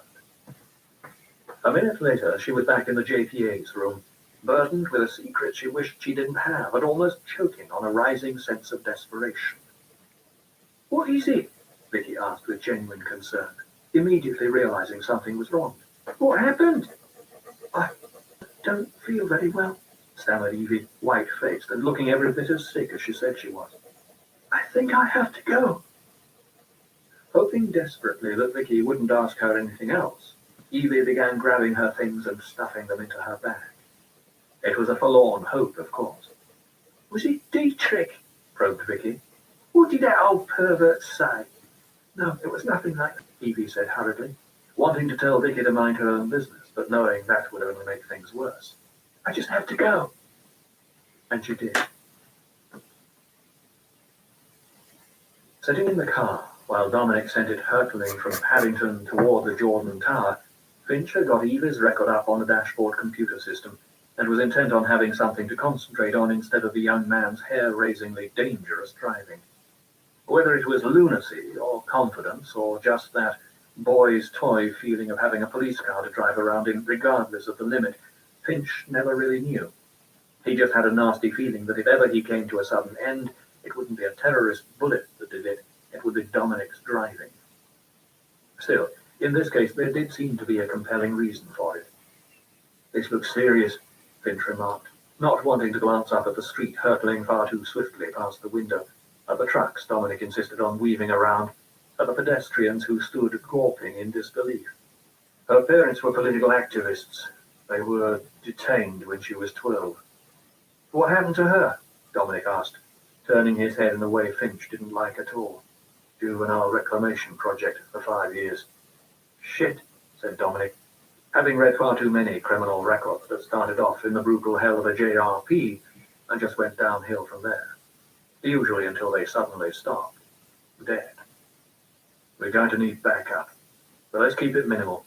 I want to stay under Creedy's radar." "You sure about that, sir?" Dominic asked in surprise. And now his eyes were definitely not on the road. "I just want a chance to talk to her before she disappears into one of Creedy's black bags. And for Christ's sake, look where you're going." Back at the security station in Jordan Tower that Evie had passed by only a few minutes before, Fred Thorpe was still devotedly watching Storm Saxon and licking his lips in anticipation. After all, Laser Lass was a big girl, and one day she was bound to have an accident and fall out of that skimpy costume, and he wanted to make sure he was watching when it happened. If only he were Rex Ranel, the lucky bastard who played Storm Saxon. Though he wasn't looking round at the security monitors when the first of them fritzed out into static. Or the second. In fact, by the time he noticed anything at all, Laser Lass having temporarily disappeared from the scene, more than half the screens were dead, including just about all the ones covering the immediate area around his security station. "What the hell?" he gasped, swinging round in his seat and starting to get to his feet. The last thing he needed right now was to have to go and find an electrician right in the middle of Storm Saxon. Or worse still, start some sort of full-scale security alert just because of a blown fuse somewhere. The soft ding of an arriving elevator cut across his thoughts, and by the time the doors slid open, he hardly had a moment left to think at all. "Who's that?" he shouted, seeing only a grinning white mask, a wide-brimmed hat, and a floor-length cloak wrapped round a form that moved with supple swiftness. It could be an actor in costume, of course. That was the obvious conclusion. But somehow he didn't think it was. And besides, since last night's bombing, everyone around here had been nervous as hell, even without the loudspeakers urging vigilance and announcing new security measures. Vigilance, he had to admit, that he hadn't actually been too hot on the last half hour. And somehow the guilt over that, or was it fear his lapses would be discovered, meant that he was suddenly completely on the ball, and angry about it too. "I ain't playing," the security guard yelled next, reaching for his gun. A gun he'd never had to use and had always hoped he never would. "You show me ID or you get the bloody Storm Saxon treatment. Right now!" The dark figure before him said nothing, and that in itself was far more frightening than if he had. Instead, he merely opened the cloak to show the little party trick he brought along to provide some entertainment. A heavy vest of dynamite sticks strapped all around his chest, the detonator nestling in his black gloved hand. "Fucking hell," was all that Thorpe could say to that. And the masked but smiling figure nodded, as if to say, yes, indeed, it was. From outside, the sound of approaching police sirens could be heard, but V seemed quite unmoved, almost as if he didn't believe they could be coming here. With swift and silent efficiency, he disarmed the security guard, and then delivered precise but whispered instructions, and they made their way off down the corridor, the one as cool as ice, the other chilled with fear. A moment or two later, Evie passed the security station on her way to the same elevator and paused at what she saw. Or rather, what she didn't. This wasn't right at all. Fred was never missing from his post, especially not during Storm Saxon. The corridor was never this eerily silent. A dread anticipation made her gut clench. She had to get out of here. And she had to get out now. Not far away, the door to the main news studio suddenly swung open, and everyone within froze to statue stillness. The only emotion was from the two figures that entered, the one familiar, the other quite the contrary. His cloak swishing the ground, the detonator in his hand, the dynamite in view. V floated in with a serene silence, accompanied by the plainly terrified Fred Thorpe, who pushed along the handcart filled with Fedco boxes that Evie had earlier delivered. And at the instant that Evie was about to press the elevator button, V stepped across to the studio wall and hit the fire alarm. Down in the lobby, Finch, Dominic, and their assembled backup of armed and uniformed officers suddenly reeled as the air filled with thunderously loud alarm bells, and all the building's elevators promptly shut down. And to a man, the company of police pulled out their guns. "You two cover the elevators," Finch ordered, heading for the stairwell. "The rest of you, follow me." Many floors above, while the studio staff cowered in terror, V used an electric drill to drive a heavy bolt through the metal entry door and into the jamb, sealing it shut, and no one made a move to stop him. Evie, meanwhile, frustrated by the elevator's sudden seizure, found herself surrounded by a crowd of the tower's employees heading urgently toward the stairwell. Having no alternative, she let herself be swept along with them. And maybe it was for the best. After all, being one of the crowd was probably the easiest way to cover her tracks until she could, she desperately hoped, get out of the building and make her way home. And after that, well, she had no idea what to do after that. Stricken with fear as she was, she couldn't help noticing how different the crowd's behavior was to when they carried out their practice drills. Those had been quiet, orderly affairs, with people heading calmly for the exits. As soon as the alarms had unexpectedly gone off and the loudspeakers had said, "This is not a drill," everything had changed.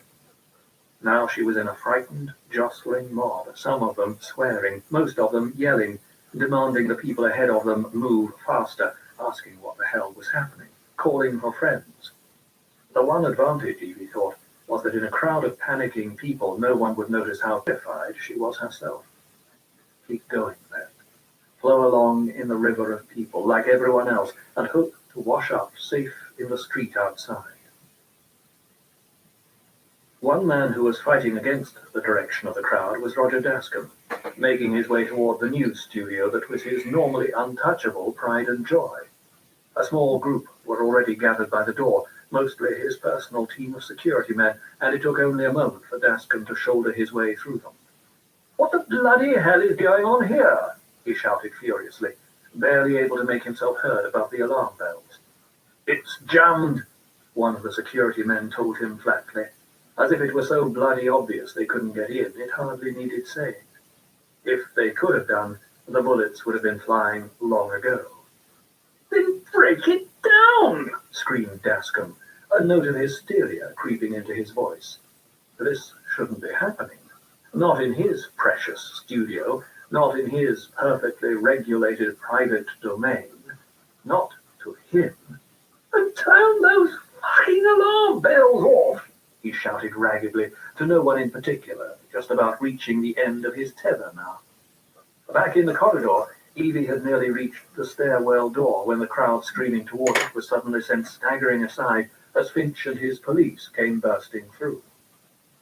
For a moment, she thought they were just here in response to the alarm, or perhaps to whatever mischief V was cooking up now, though mischief probably wasn't a strong enough word for whatever it was V had planned. Chaos was much more like it, or even complete anarchy. Only Evie suddenly realized she was the one who was in trouble. Finch looked directly toward her, then suddenly pointed at her as well and yelled, "Dominic!" at the top of his voice. And a younger, lither, far more energetic man suddenly began to push his way through the crowd in her direction. "Oh my God," she thought, suddenly completely panic-stricken and twisting round to push her way back through the mob. "They found me! They know! Police!" Finch was shouting furiously now, following along in Dominic's wake, fighting his way through the ever more agitated mob in the corridor. "Get out of the bloody way!" Sick with terror, pushing, shoving, and clawing at a hand that tried to restrain her, Evie fought her way back to a corner and managed to slip round it, out of sight of her pursuers. Only a moment later, Finch and Dominic rounded the same corner, but that was a moment too late. The quarry had completely disappeared. "Damn it!" grated Finch, and stood a moment regaining his breath. Both of them knew what they had to do next, and a few seconds later they started hurriedly opening office doors and continuing the search.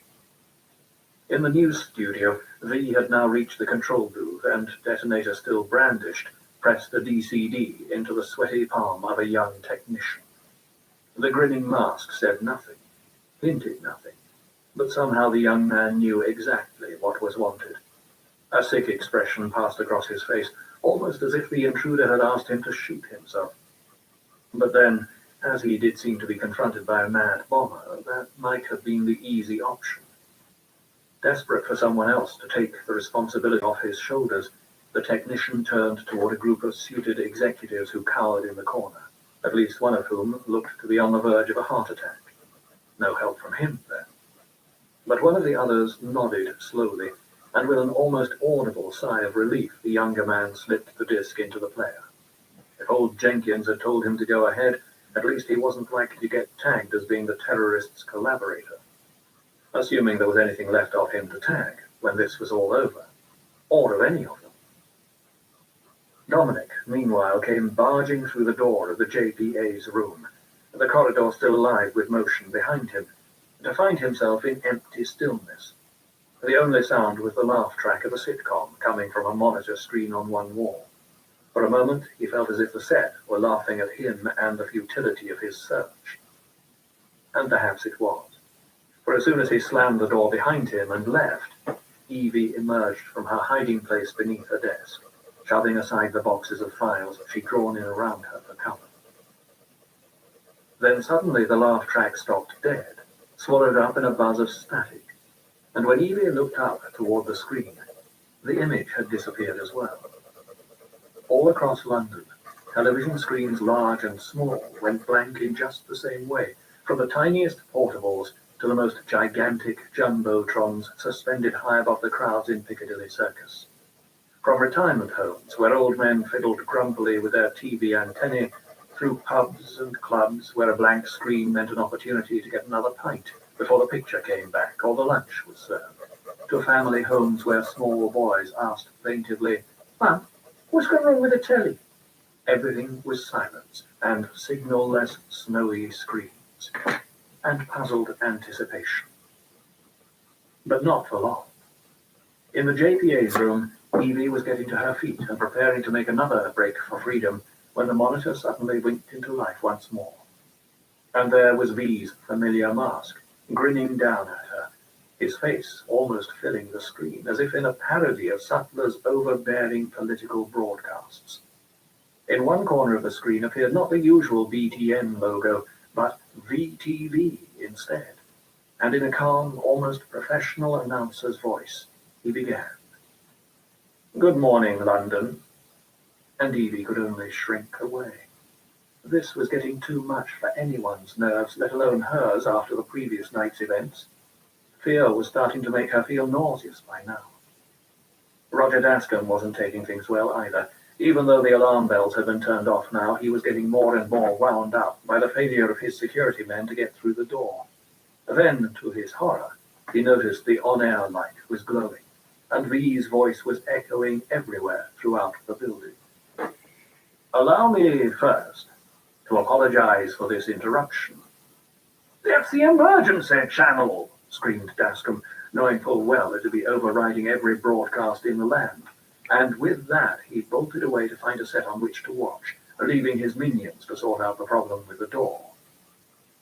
"I do," V's voice continued, "like many of you, appreciate the comforts of the everyday routine, the security of the familiar, the tranquility of television. I enjoy them as much as anyone." "Bloody hell," said Finch, looking up at the screen in the wardrobe department where he had been searching for Evie. Well, that'd have to be left to the ordinary coppers now, he thought, heading back toward the door. Right now he needed to get along to the studio and get this sorted out. Or more to the point, get this stopped. At the same time, a part of him didn't want to leave the screen, which told him that even if he did get it stopped, the terrorists would almost certainly have escaped by then. After all, this was a man who was obviously too smart to commit real or potential suicide for the sake of a single broadcast, and that he might be better using his time to watch his enemy and perhaps learn something of the way he'd think and act. One thing was certain. He knew enough about television to exploit the medium for his own purposes. On screens across the land, the camera pulled back away from the close-up of V's mask to show him sitting at a desk, hatless now but still masked and wigged, while behind his shoulder the BTN logo that usually appeared with the normal newsreaders had been sprayed over with a circle containing the letter V. He began to speak again.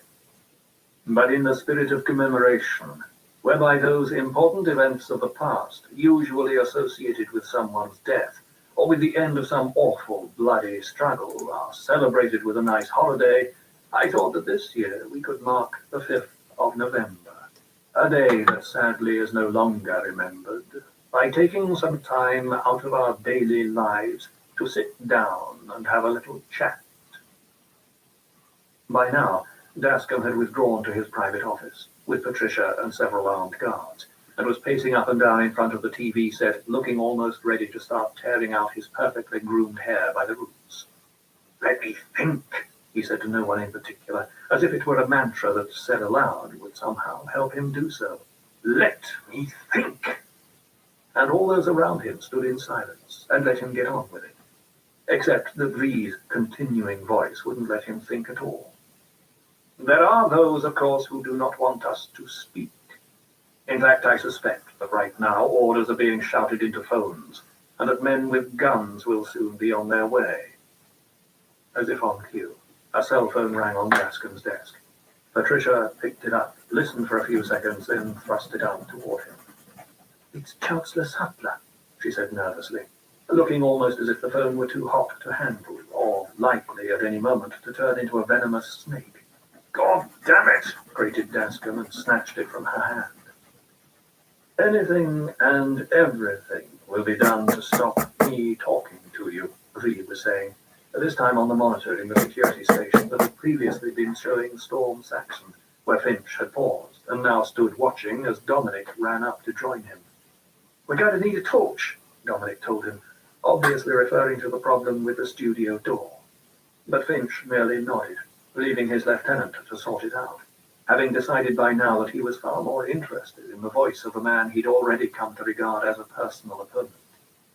And when the face was not to be seen, every nuance of the voice needed to be absorbed, of the body language, of the thought behind the words. Know your enemy, just as relevant now as it ever was. Why? Asked V. Because while the truncheon may be used in lieu of conversation, words will always retain their power. Still not leaving the JPA's room, Evie stood transfixed, looking at the screen and feeling almost as if V were talking directly to her. That same magnetic voice that she heard last night continued to hold her in thrall. Words offer the means to meaning, and for those who will listen, the enunciation of truth.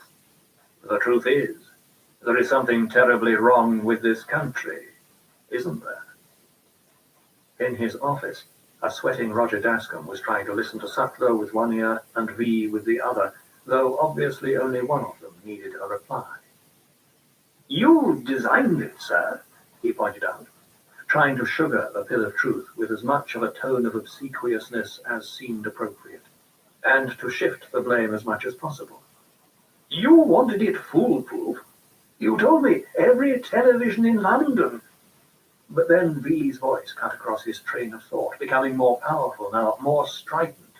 Cruelty and injustice, intolerance and oppression, and where once you had the freedom to object, to think and speak as you saw fit, you now have censors and systems of surveillance coercing your conformity and soliciting your submission.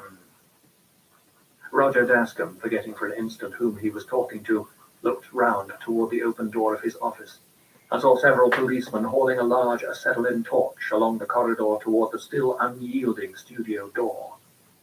Cameras! He screamed suddenly. We need cameras!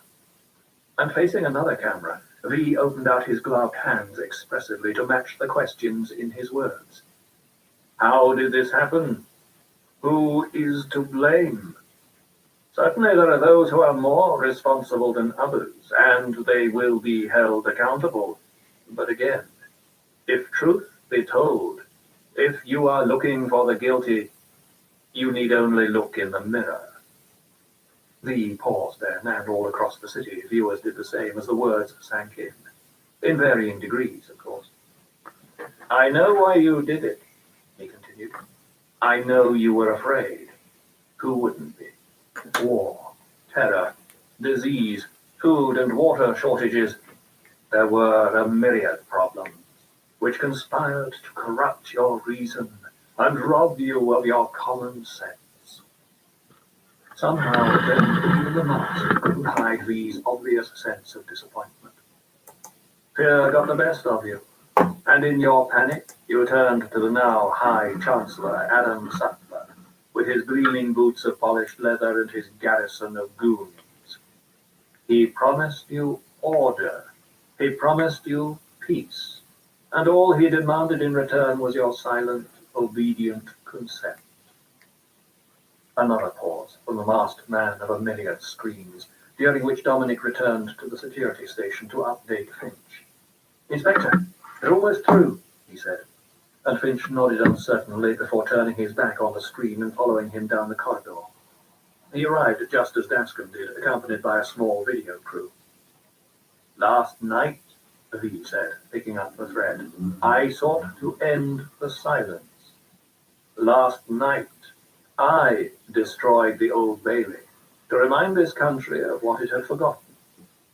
400 years ago, one of our citizens wished to embed the 5th of November forever in our memory. His hope was to remind the world that fairness, justice, and freedom were more than words. They are perspectives. Sir, if you have seen nothing, and here the voice sank in an obvious expression of distaste for anyone so obviously blind. If the crimes of this government remain unknown to you, then I suggest that you allow the 5th of November to pass unmarked. But if you see what I see, and now the magnetism was back, as V started into his rousing finale, if you feel as I feel, if you would seek as I seek freedom from their tyranny and an end to this oppression, then I ask you to stand beside me 1 year from last night outside the gates of Parliament, and together we shall give them a 5th of November that shall never, ever be forgot. With that, the recording ended, and V's masked face was lost in static. And those of his audience, mesmerized by what he had to say, and there were not a few of them spread across the city and the country, suddenly found they had the power to move restored to them. And among the first to move was Evie Hammond, who, snapping out of her trance and looking round thankfully to find herself still alone, bolted from the room. 5. With a spray of melting metal, a hissing roar of flame, and more smoke than anyone might reasonably have expected, the acetylene torch finally sliced through the last section of a heavy, soundproofed studio door, and a hefty police boot immediately kicked it in. It hit the floor flat, with a loud thud, but before another boot could be laid on top of it, a thick cloud of fog belched out into the hall, engulfing police, security guards, and studio staff alike. Finch, newly arrived on the scene, tried to peer through the dense grey blanket, but could see absolutely nothing, all the lights having been extinguished as well. In the sudden quiet following the end of V's broadcast, the hum of a small motor broke the almost eerie silence of the dim, beclouded studio. "Kerosene fog," Dascombe remarked, appearing at Finch's shoulder. "He's using our smoke machine." Not particularly grateful for information he could have figured out himself, Finch turned to Dominic and softly instructed him to cover the exits. Was that to have the best man on that particular job, or to save him from whatever might be waiting in the studio? Finch found he couldn't really say. As the younger man left, going about his task with quiet efficiency, Finch turned to his gathered band of coppers, wondering just how many of them would get out of this alive. Or, looking at the barely disguised thuggery that gleamed in many a slightly glassy eye, hopped up as they were on the prospect of violence, how many of them deserved to get out alive. The police service wasn't anything like it used to be in his younger days, and these were just the wimps who couldn't make it into the finger. Still, right now there was a far more important question in his mind. Would he get out alive? "You two stay here," he told a disappointed pair, though they did look a little more encouraged when he told them, "No one gets out. The rest of you," he added, beckoning the others forward, "follow me." And Dascombe and his camera crew tagged along behind as well. No one was going to keep him out of his own studio, especially when that studio was at the center of the news. The fog still billowing around them, they began to pick their way cautiously into the cavernous studio, edging past the shadowy forms of camera dollies and long extinguished lighting gear, of directors' chairs and the telescopic arms of drooping microphone booms. A familiar cool chill ran down Finch's spine, while a cold sweat made the palm of his gun hand greasy, though the last thing he was going to do right now was change hands to wipe it. He was jumpy as hell, and that was how he felt. Nearly 40 years a copper, he could only conjecture how the young thugs behind him were feeling in their turn. He just hoped that the one with the itchy trigger finger wouldn't turn out to be standing directly behind him. Ahead, in the grey blankness, there was the sound of movement, a vague thrashing noise. Guns and cameras zeroed in, each in its way, ready to shoot. Next came the sound of footsteps, stumbling at first, then running toward them. A shout in the fog. "Don't shoot! Please don't shoot!" And a dark figure emerged from the blanketing greyness, cloak flapping around its shoulders, a grinning white mask upon its face. Behind Finch, before he could even think, and certainly before they had, the police gunmen opened fire, and the inspector threw himself flat and prayed. Twisting in the air like an unstrung doll, the caped figure flipped and went down, twitching and jerking in a cacophonous hail of bullets, and lay still, quite still. Hoping no one would shoot it off, Finch raised a hand, barking an order as he started to get to his feet, and the guns fell silent. Then, with extreme caution, he stepped forward. Leaking blood, the man lay strangely twisted on his side. The shooting having stopped, He began to writhe in pain, yet somehow seemed unable to get his hands to any of his wounds. Only then did Finch notice his wrists were zip-tied behind his back. With a horrible sinking feeling in his gut, the inspector reached out and pulled the mask away from the man's face. An old man's face, white with terror and with pain. "That's no terrorist!" exclaimed Dascombe, appearing suddenly at Finch's shoulder, camera crew close in turn. "That's Brownlees, one of our studio executives. He put masks on all of us," the man managed to gasp out weakly, then lapsed into silence, his eyes closing, his teeth gritted in a rictus of pain. "Jesus!" yelled Finch, appalled. More shuffling and stumbling noises emerged from the slowly clearing fog, and another shout. "Don't shoot! Dear God, don't shoot!" a theme picked up with multiple variants by a multitude of voices. And then the men themselves appeared ahead of Finch, all caped, all masked, all tripping over their own feet in terror. And behind him the police began to mutter and stamp their feet, their growing sense of uncomprehending panic almost palpable. It would take only one nervous trigger finger, one shot, and all hell would break loose. A police massacre, not as uncommon as they used to be, but still something they could do without right now. "Freeze!" shouted Finch, as loudly and commandingly as he possibly could, an order directed at those both before and behind. "Nobody move!" The shadows in the mist came to a ragged halt, stumbling awkwardly, one of them falling helplessly to the ground.